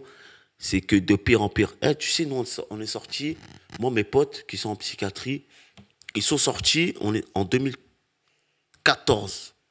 Mais moi, je me suis dit, attends, frérot, avec le temps, ça va s'améliorer. Ça fait 10 piges. C'est de pire en pire. Dis-moi, mon frère. T'as déjà rencontré Coco T'inquiète? En fait, on s'est déjà parlé. C'est le frérot. On s'est déjà parlé, ouais. Bah, tu vois, son histoire à Coco T'inquiète, elle est très particulière parce qu'il a fait beaucoup d'allers-retours durant toute sa jeunesse jusqu'à très peu. Il a été en détention et c'est un frangin qui a toujours su rester solide. Mais même dans les moments où ça allait être difficile pour lui, où il était vraiment propice à sombrer dans la folie, le mec, il a tenu. Et aujourd'hui, tu vois, ce qui est intéressant, quand tu regardes son profil, il essaye d'entreprendre, de se lancer dans des nouvelles choses, dans de nouveaux business, nouveaux commerces et tout. Et pour moi, c'est des profils qui sont intéressants parce que c'est des profils témoins. Comme il vient d'expliquer, Yo, c'est quand tu sors de détention, tu vois, on l'a vécu. T'es ailleurs, t'es déphasé. Tu sais pas où t'es. T'es encore en détention, mais t'es libre. T'es libre, mais t'es encore enfermé. Tu vois la subtilité? Et c'est très dangereux. C'est très dangereux. Parce que tu peux être dépassé par tout ce qui se passe autour de toi. C'est là où tu bascules, tu vois. C'est à ta sortie de prison. C'est très dangereux. Mais parce qu'il n'y a rien qui est mis en place, en vrai. Tu sais, quand tu sors de prison, il n'y a pas un sas de décompression. Il devrait avoir ça. Normalement, il y a un suivi avec les spies. Mais t'es fou, ça c'est sanction. T'as vu, eux, ils privilégient le sanction. Complètement. Il n'y a pas de prévention dans le sens où... Il n'y a pas de réinsertion réelle. Non, enfin, un sas de décompression. Pour moi, un mec qui sort d'une certaine peine de prison, avant d'être livré à lui-même, on doit avoir un panel de personnes qui l'accompagnent pour faire ses démarches, des petits trucs. Trouver un logement, ses démarches, se remettre à niveau pour être lâché dans la nature. Mais quand tu sors de je sais pas combien, on te laisse comme ça. J'ai jamais eu de carte bleue, mon frérot. T'as eu une sortie sèche, toi? T'es fou, j'ai fait plein. J'ai jamais eu de carte bleue, j'ai jamais eu de compte. J'existais pas. Moi, j'ai eu une sortie sèche. Pareil, ouais. Donc, ma sortie sèche, ça a été un traumatisme pour moi parce que je réapprenais à vivre. Donc, je devais refaire ma carte vitale, refaire ma carte ma carte bancaire, je devais refaire ma carte d'identité, mon passeport. Je devais réexister administrativement parlant. Et t'as vu ce qui m'a quand même bien percuté, c'est que quand je suis sorti, on m'a donné un document, on m'a dit quand tu vas à la sécurité sociale, tu remets ce document-là. Et ce document, quand je l'ai remis au monsieur, il a regardé, il a écarquillé ses yeux comme ça, en disant « Ah ouais, vous sortez d'une longue peine quand même. Je vais dire, ah ouais, pour un jeune homme comme vous, tu vois, c'était 3 ans. 3 ans, c'est beaucoup, mais en même temps, c'est rien. Tu comprends? Et quelque part, tu vois, ça change tout le paramètre. Ça change vraiment tout. Moi, je suis en train de... depuis ma sortie, hein, jusqu'à maintenant, je suis en train d'écrire. J'ai des écrits et j'ai appelé ça la réinsertion sociale. Et depuis ma sortie jusqu'à maintenant, je suis en train d'écrire, frérot. Tu t'imagines ou pas? C'est-à-dire, Pareil, je crois qu'on a tous chopé le même syndrome. tous les jours, Frérot, j'ai des écrits, j'y tiens, c'est des écrits, j'ai écrit quand j'étais dans la douleur. c'est comme ça. Des écrits, j'ai des pages, des cahiers. Ça va être. Tu sais, en fait, c'est un manuscrit maintenant. Bah oui, c'est ton recueil, c'est... Mais c'est vraiment des écrits. Parce que tu n'écris pas pareil quand tu es dedans. Et quand là, t'es à l'extérieur, plateau, c'est pas pareil. c'est pas pareil. Mais quand je relis, ça me remet dis, dans c'est le une bail dinguerie. là. Non, c'est un truc. C'est une dinguerie. Pour rebondir à ce qu'il disait, tellement il te conditionne en prison. J'ai connu un mec, histoire vraie, frérot. Tous les mercredis, en centrale, c'est les frites. Il devait sortir à 8h. Il a dit, voilà, je sors pas. J'attends le repas pour avoir les frites. Tu vois, il est conditionné. Il y en a, il sort. De ouf, de ouf, de Il ouf. y en a un mec qui sort de Carplat. Pendant 2 jours, il tourne autour de la prison. Parce qu'on l'a conditionné. Ouais. Justement, on arrive à la fin, mais j'ai deux dernières questions à vous poser. Suite à un certain nombre d'années passées en prison, moi j'ai connu des ex-détenus qui, une fois dehors, se rendaient compte qu'ils se sentaient plus à l'aise dehors que dedans. Et les plus extrêmes commettaient même des délits pour tourner dedans. Tu voulais dire, ils se sentent plus à l'aise à l'intérieur que dehors. Ouais, ils se sentent plus à Pas de l'aise. problème. Ouais, c'est ça. Tu sais pourquoi je te dis ça? Moi, Dedans que dehors, je veux dire. Voilà. Ouais, pas de problème. moi, j'ai connu des mecs qui ont appris à faire de l'argent en prison. À Fresnes, est-ce que tu sais il coûte combien le téléphone portable? Là, aujourd'hui, tout de suite. Là. Ça coûte combien à Fresnes? Tout de suite. Dis-moi un prix. Ça, tu l'achètes 100 balles. Vas-y. Tu le rentres en prison, combien tu le vends à un mec? Fois 10. Dis-moi un prix. Je sais pas, moi, Tu vas capter c'est quoi le délire. 1000 euros. Frérot, à Fresnes, il est pas à moins de 2000 euros. Celui-là, à Fresnes, il n'est pas à moins de 2000 euros. Imagine, tu as une entrée. Tu as réussi à avoir une entrée dans la prison. Mais tu n'as pas envie de sortir. Mais justement, Tu n'as regarde. même pas envie de sortir dehors. Moi, il y a des gars qui me disent, faut comprendre qu'en fait, ils ont leur business dedans. Mais c'est totalement. Dedans. Donc, en fait, Totalement. le fait d'être dehors, déjà, ils se sentent plus chez eux, parce que c'est plus la même époque, c'est plus le même entourage. Mais dedans, ils ont Moi, j'ai un point de vue différent de quoi vivre. Tu vois. d'analyse. Et leur entourage aussi, tu vois. J'ai un point de vue différent parce que je pense que personne ne se plaît en détention. Mhm. Les gens, ils s'adaptent en détention. Ils font de l'argent en détention. Ils se réorientent, ils se réorganisent en détention. Mais le plaisir de la liberté, ça n'a pas de prix. Celui qui fait 1 million dehors, tu vois, pourquoi les gens, ils payent des sommes astronomiques pour payer des avocats, pour retrouver la liberté?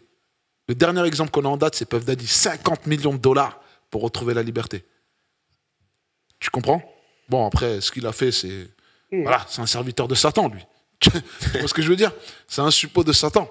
Mais je ne connais aucun détenu, je n'ai vu aucun détenu qui se sent mieux en détention qu'à l'extérieur. Mais, j'apporte la petite nuance. C'est vrai qu'en détention, quelqu'un qui est resté longtemps, il aura ses marques dans l'univers carcéral plutôt que dans le monde extérieur. Parce que le monde extérieur, comme il dit Niska, il est méchant.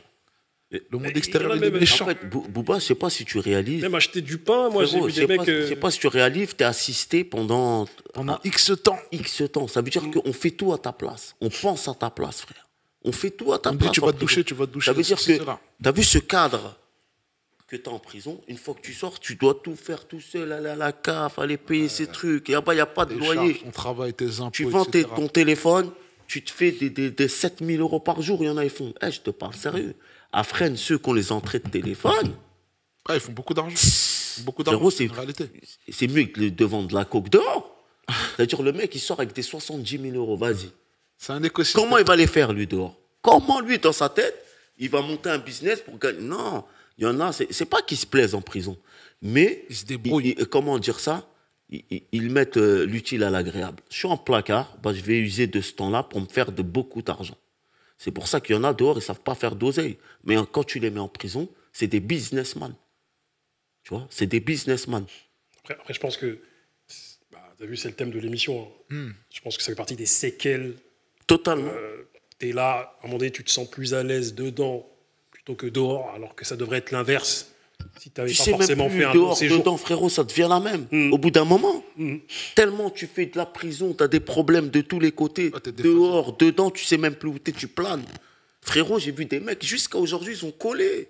Tu parles avec eux, c'est pas cohérent. T'as vu, ils n'ont aucune cohérence. Ils sont à... Il nous reste combien de temps là-bas? Non, fini, vas-y, je t'en prie. Fini. Tu vas rebondir. Moi, c'est Vas-y, juste vas-y. sur la fin, hein, le mot de la Vas-y, fin. vas-y, vas-y. Moi, c'est le message que nous, on doit envoyer. Et le message qui doit être audible, c'est un message de résilience. Chaque personne qui écoute cette émission-là, elle doit vraiment comprendre et appliquer la résilience. Parce que on va dire sur Terre, on est là sur un laps de temps qui est très court en réalité. Il faut l'utiliser. Parce que même quand on peut se retrouver en détention, parce qu'il y a des détenus qui vont regarder l'émission, c'est pas un temps perdu. C'est un temps qui peut être bénéfique pour une résurrection. C'est un temps qui peut être bénéfique pour se recalibrer. C'est un temps qui peut être bénéfique pour se réorienter et voir les choses autrement. La prison, ça a beaucoup de mal et ça a aussi quelque part beaucoup de bien. La meilleure des choses qui me soit arrivée en détention, c'est de lire. C'est de me réorienter, me réorganiser. Et ça m'est arrivé dans le pire des endroits. Donc tu vois un peu la subtilité. Donc aujourd'hui, si je peux dire un message positif c'est réel. et motivant pour tout le monde, pour tous ceux qui nous écoutent, ayez un bouquin à côté de vous, ayez un dictionnaire à côté de vous, ayez un cœur avec vous, ayez une réflexion avec vous, ayez l'application avec vous, l'action. Et l'action, ça passe automatiquement par le mouvement. Et le mouvement, c'est de faire ce qu'il y a à faire quand il faut le faire. La résilience. Résilience pour tout le monde. Vraiment, aujourd'hui, toi, tu es très, très en mouvement. Je te vois faire des muscles. C'est bien. Je le vois être en mode courir des 20 km. Bah, Et je sais qu'on a traversé une époque, là, une épopée là, avec Ouais. les luttes contre les violences policières, via Complètement. le comité Adama, Ouais. Assa Traoré, ouais. lutte contre les rixes interquartiers. Et là, je vois qu'il y a plein d'événements, ça a baissé en termes d'intensité. Toi. On s'est eu au téléphone et tu m'as dit, en fait, chacun est parti un peu vaquer Ouais. à ses occupations essentielles, notamment ceux qui ont des enfants, ils élèvent leurs enfants. Parce qu'à un moment donné, ils élevaient leurs enfants, mais ils étaient trop pris par le combat, on va dire. Tu vois. Complètement. Toi, aujourd'hui, tu fais quoi? Qu'est-ce qui se passe pour toi? Pour ma part, j'ai été à un moment donné pris dans tout ce qui peut...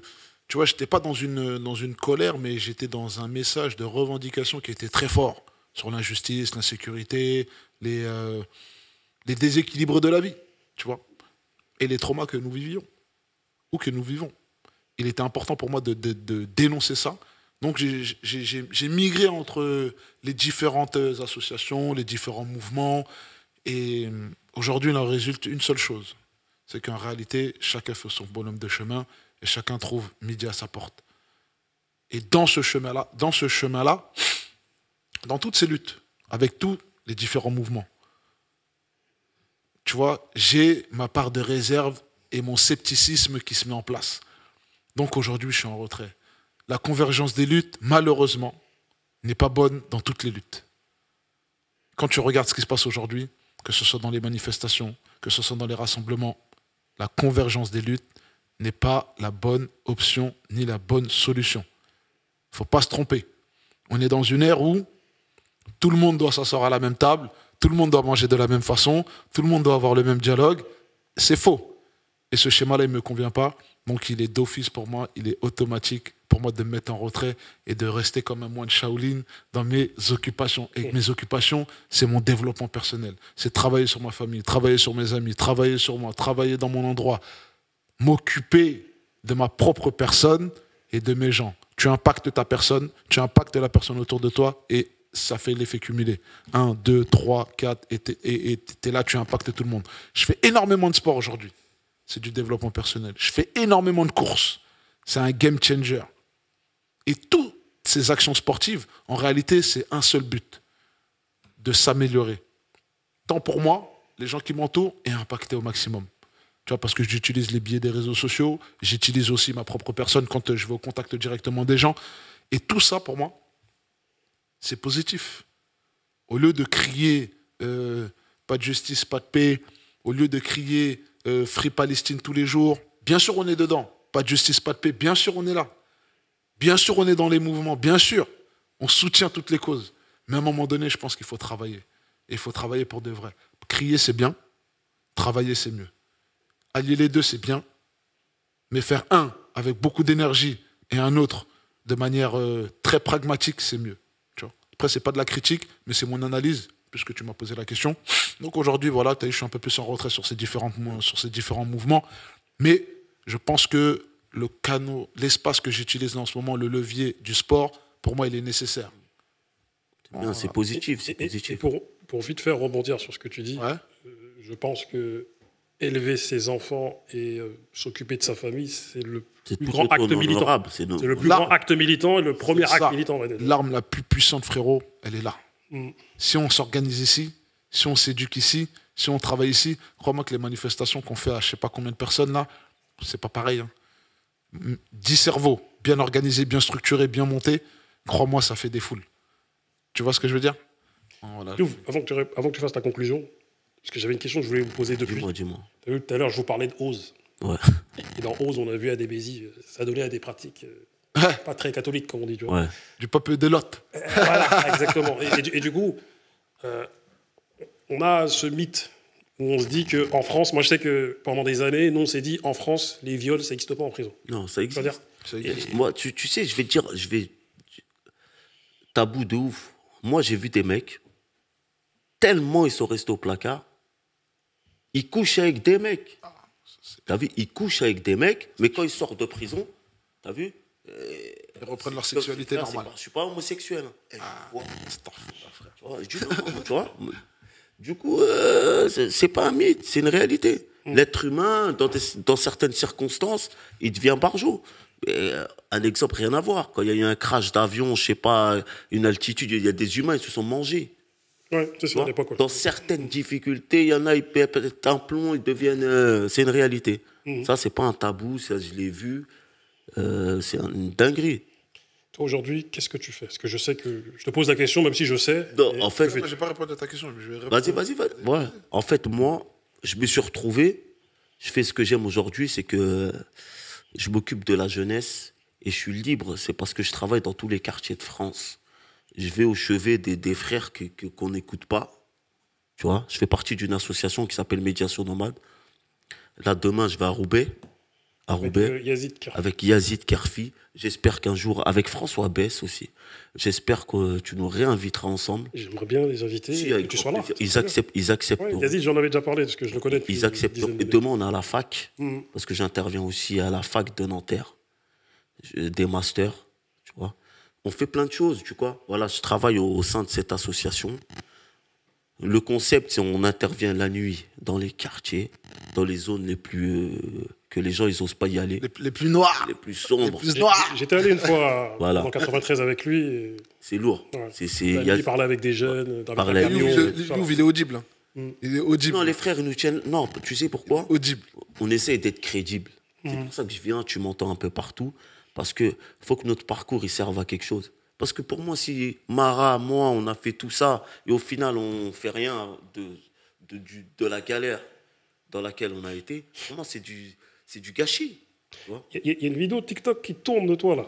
De ouf. Les petits, il faut que m'en parler sur lorsque tu dis que lorsque tu es arrivé en promenade, il y avait ta classe du CM1 ou du CM2. C'est pour ça, tout à l'heure, on revenait, on disait, on était en échec scolaire. C'est le système scolaire qui était en échec, parce que toute ma classe, on a eu le même parcours.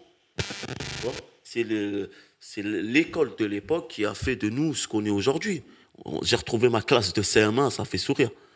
Tu vois, toute ma classe, j'ai retrouvé en promenade. Tous les gars, on a fait le même parcours. On a arrêté l'école en 5e. Tu vois ce que je veux dire? Du coup, frérot, moi, j'ai un message pour les mecs qui sont en prison, vite fait, pour leur dire, tenez bon, tout passe. On est la preuve vivante. T'as vu ta peine? Je l'ai fait x10. Regarde, je suis là. C'est dur.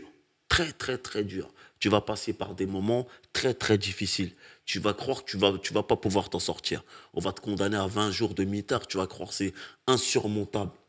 Tu vas le surmonter et tu vas en sortir plus fort. Et tu vas sortir, tu vas plus faire les mêmes erreurs qu'avant. Après, la vie, c'est des erreurs. Tu vois? Donc, restez positif. Ceux qui regardent cette émission en prison, tout passe. On en est la preuve vivante, Mara et moi. Et pour revenir à ce qu'il disait, Mara, moi aussi, c'est pas, tu m'as jamais vu dans des manifs, tout ça. Ils m'appellent même pas les gens. parce qu'ils connaissent mon délire. Moi, je suis plus dans le concret. Appelle-moi, viens, on fait un bail concret. Pas les marchés, manifs, ouais, non. C'est bien ce qu'ils font. Mais jamais, t'as vu, tu vas me voir manifester. À part si tu me dis demain, il y a un projet pour aider telle personne, viens, je suis là. Mais tu vas me dire, viens, on marche de nation à l'opéra. Je ne suis pas dedans. Il faut quelques manifs de temps en temps. Non, Il faut mais sortir. moi, c'est pas ma culture. Tu vois, moi, j'ai la culture du pour aider quelqu'un. Viens, on parle pas du scred. Viens, on fait les choses. On n'a pas besoin de parce qu'on sait, ils vont nous gazer. Je vais finir en prison. Moi, je vais dans une manif, je vais me faire gazer.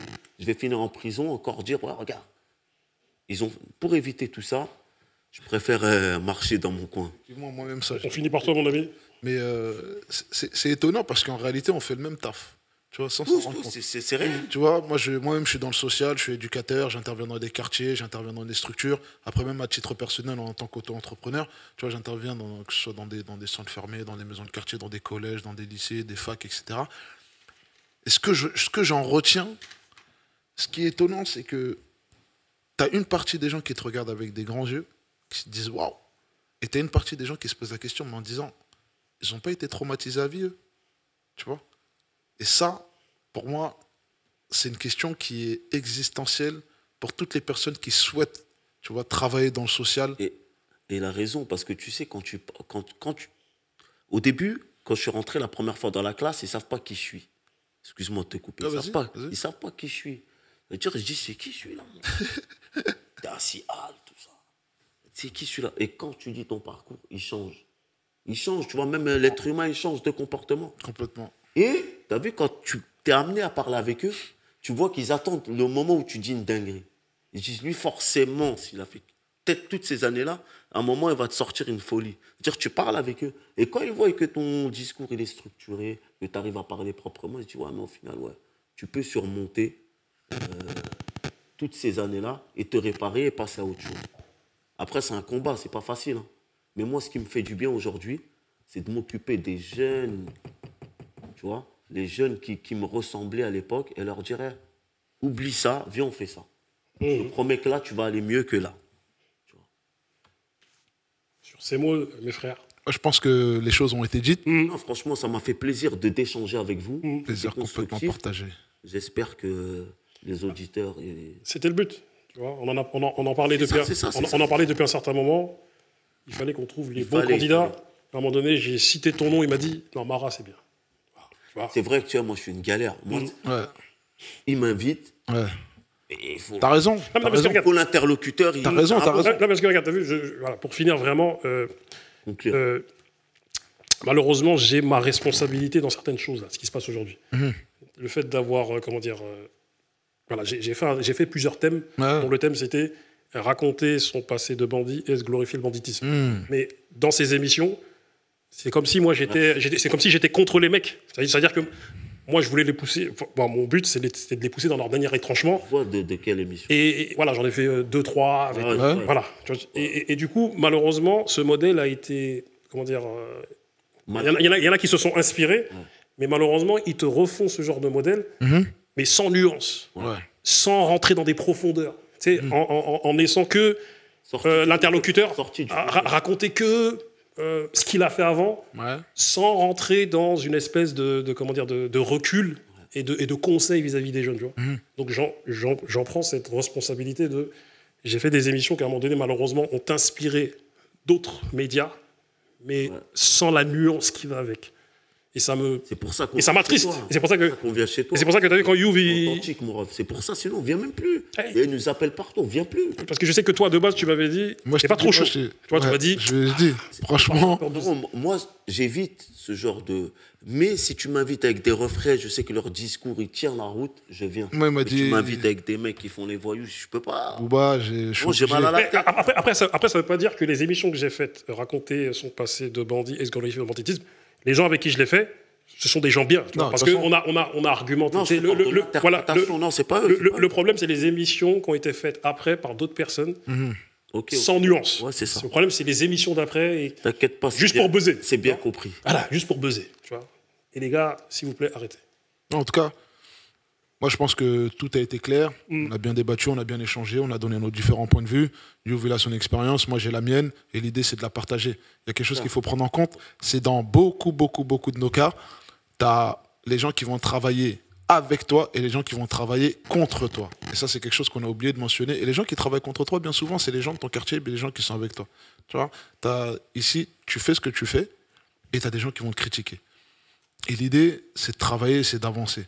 Là, pour moi, perso, quand je vois ce que tu fais, tu vois, je suis obligé, quand tu me sollicites, je suis obligé d'être là. Parce que c'est un devoir. À la base, on n'est pas, c'est vrai, on n'était pas. C'est un devoir. Je t'ai dit, j'ai loupé ma séance de sport et je la loupe pas. Non, c'est lourd. Surtout pas pour une interview. Non, c'est lourd. Et là, on est obligé d'être là. Ce que tu fais, c'est un acte militant. Voilà. On n'avait pas de médias avant. Il n'y avait personne qui parlait de nous. On parlait de nous, c'est BFM, CNews, frère. C'est ça. T'as un média, maintenant, il faut qu'on contribue, on est là, on te donne la force. À chaque fois que tu vas m'appeler, si le plateau il est bien, bon, là, je viens. Merci en tout cas, Youv, pour l'intérêt que tu me portes, frangin. Merci Bouba pour l'intérêt. Merci à vous. On va continuer. Mais je vais revenir avec François Besse. Il n'y a pas de souci. Il a des choses à dire. En tout cas, de manière, ce n'est pas les premiers plateaux qu'on fait ensemble. Non, c'est lourd, on est ensemble. Voilà, il y a des plateaux, il y a des plateaux épiques qu'on a fait jadis, mais 30 après. Non, mais c'était un contexte différent. Après, voilà, là c'est pisse avec un refrain. Tu vois, c'est ça. Non, mais c'est bien aussi, ça fait partie du truc. Exactement, c'est ça. Merci, Bouba.